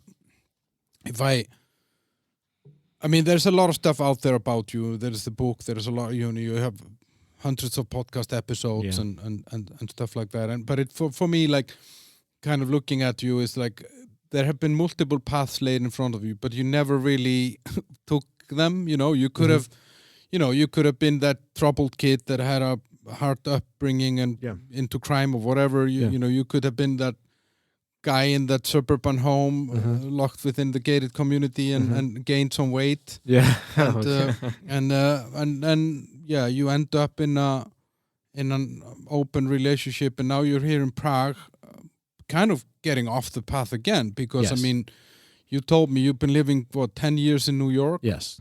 And now you feel that you can't really grow more there, and now you're thinking about relocating to Europe. Yeah. At least, we have our tourist visas that give us 90 days every 180 days. So that's 6 months a year. I can spend 6 months a year now that everyone is so used to remote work. I can spend 6 months a year over here, without really doing too much of anything. I have to manage my apartment there in New York and figure that out. But once I do that, everything else is fine, because my daughter is an adult. I have no other responsibilities other than how do I better myself every day? And I've lived all over the United States. I grew up in the West. I have family in the Northwest. That's where my mother's from. I lived in the South. I lived in the Midwest. Went to college down south, and I live in the Northeast. I've lived and experienced all of America, and all the sameness that America is. There's differences regionally, but it's all the same. What's the appeal of Europe? I mean, the appeal of Europe is that it's new. That's one of the appeals, is that it's new. There are 30 countries in an area that's kind of the size of the United States, and within those 30 countries, there are dozens of different ethnicities and cultures and little things. And I love people. Mm. And so I think that all of us in all of these cultures and ethnicities have a small window into reality Mm. and sort of these fundamental truths of the human experience. So I want to go and see that. And also, I am an American. I am a capitalist, right? And so there is a part of me that's always looking for who is solving these generic human problems Mm. the best. Mm. We all have the same problems everywhere in the world. But we've all found, depending on our resources and our geography, we've all found different ways to address these problems. Mm. And so as an American, I'm like, we don't have a culture, that this long-standing culture, and we've been doing things for 2,000, 3,000 years. Mm. It's like, no, we're going to take whatever works best and repurpose it, Mm. And so that's what I'm doing. Obviously, Europe, I have a business team in Greece. So being in Europe aligns me with my business team, so I can actually work and earn my money that way. Also, infrastructure, Mm. right? High speed internet and certain things. I would like to visit other parts of the world and spend lots of time there, but I'm sort of bound to certain areas. The time zone, The infrastructure. time zone, the Mm. infrastructure, because that is what I'm using to make money. I haven't taken the leap into entrepreneurship yet. Mm. My entrepreneurship is supporting my girlfriend and my partner be a comedian. Mm. In that business model.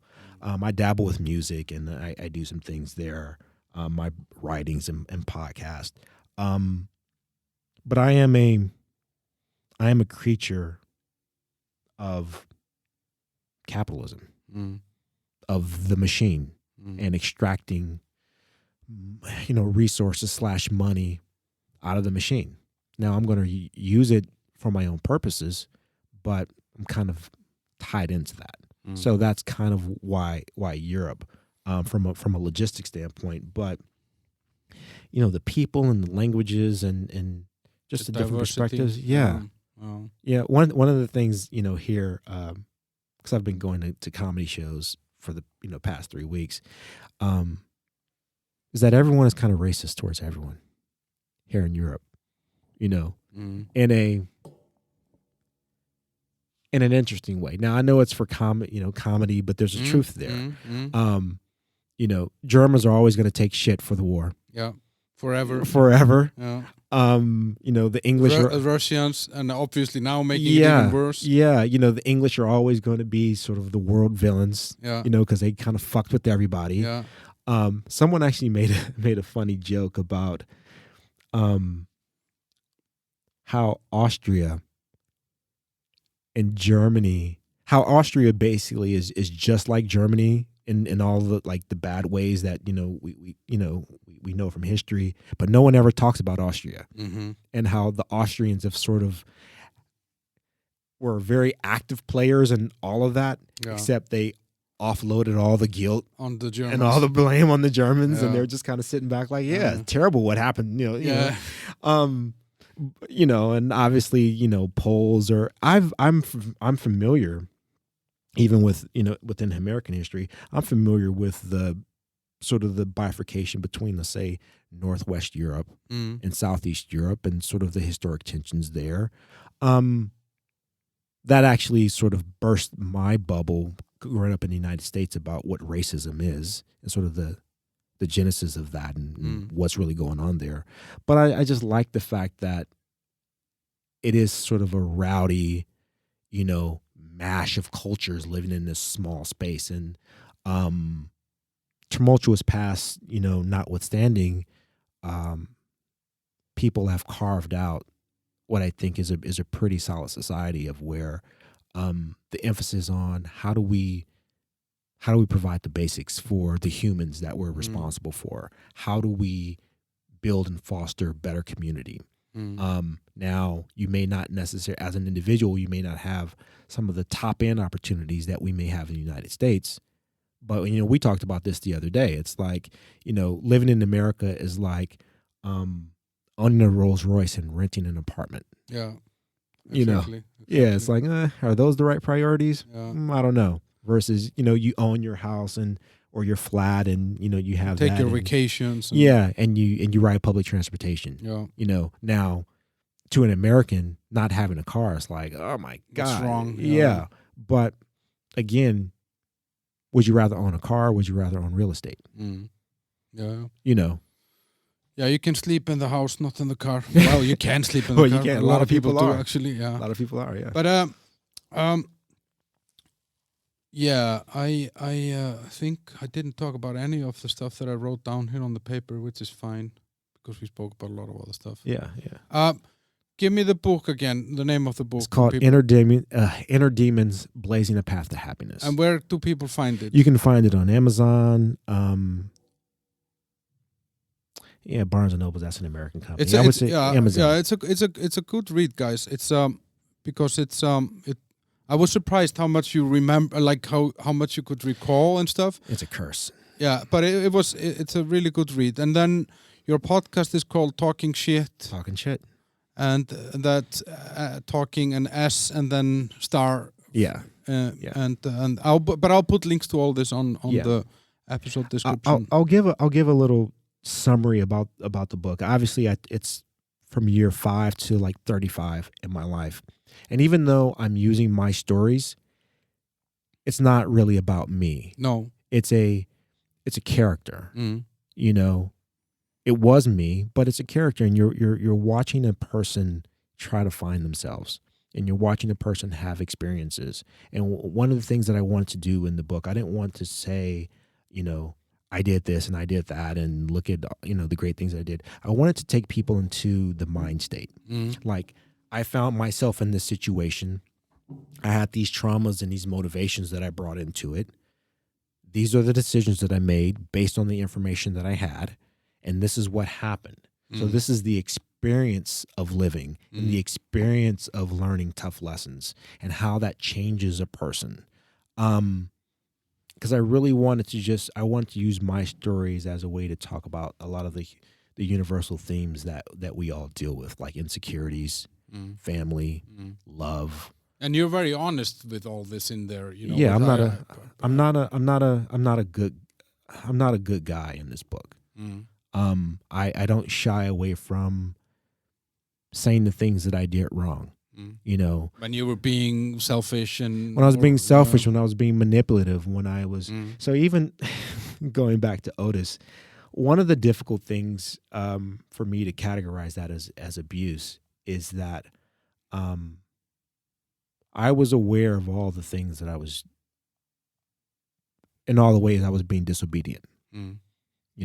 I know all the ways that I was in the shit.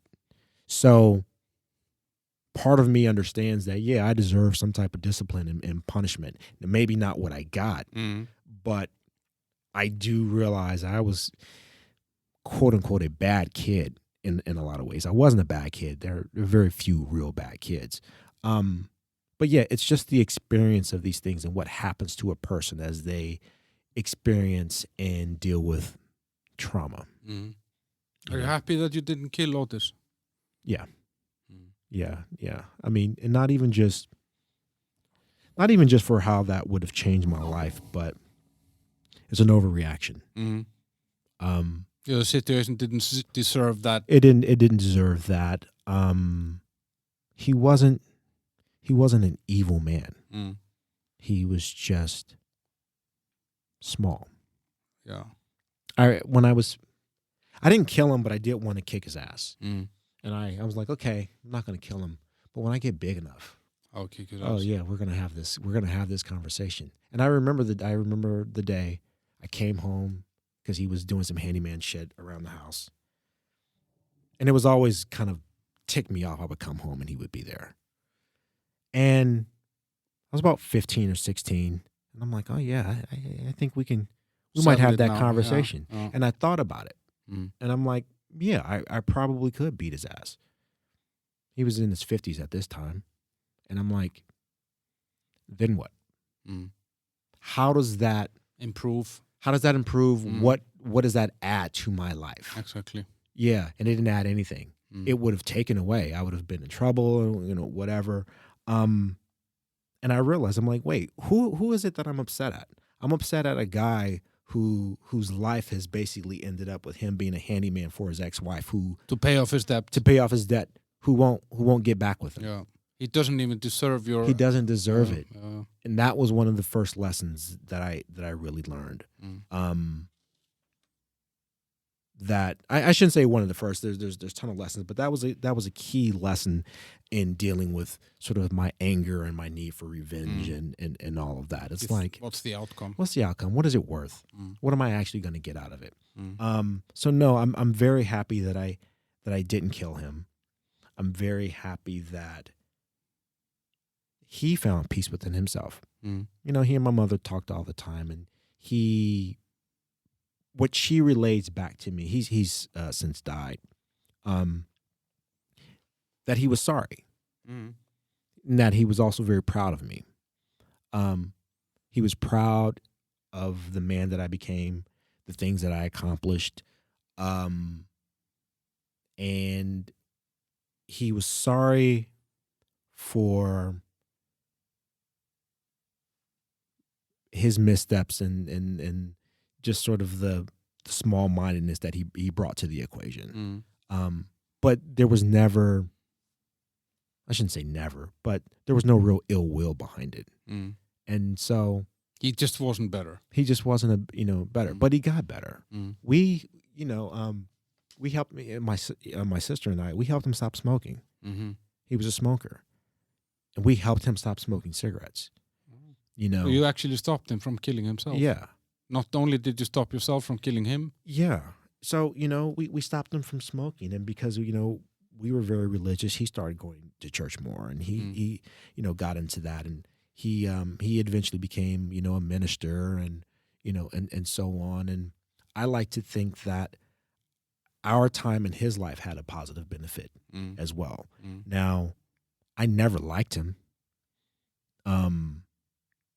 My mother told me he died like it was maybe 18 months, 2 years after the fact. I was like, wait, Otis is dead? She was like, yeah, I didn't tell you. And I'm like, I don't know. You probably did. I maybe just blanked it out. I never liked him. I still don't like him. But I don't have to like him to understand and appreciate the importance in the character. And I think that's an important lesson we all should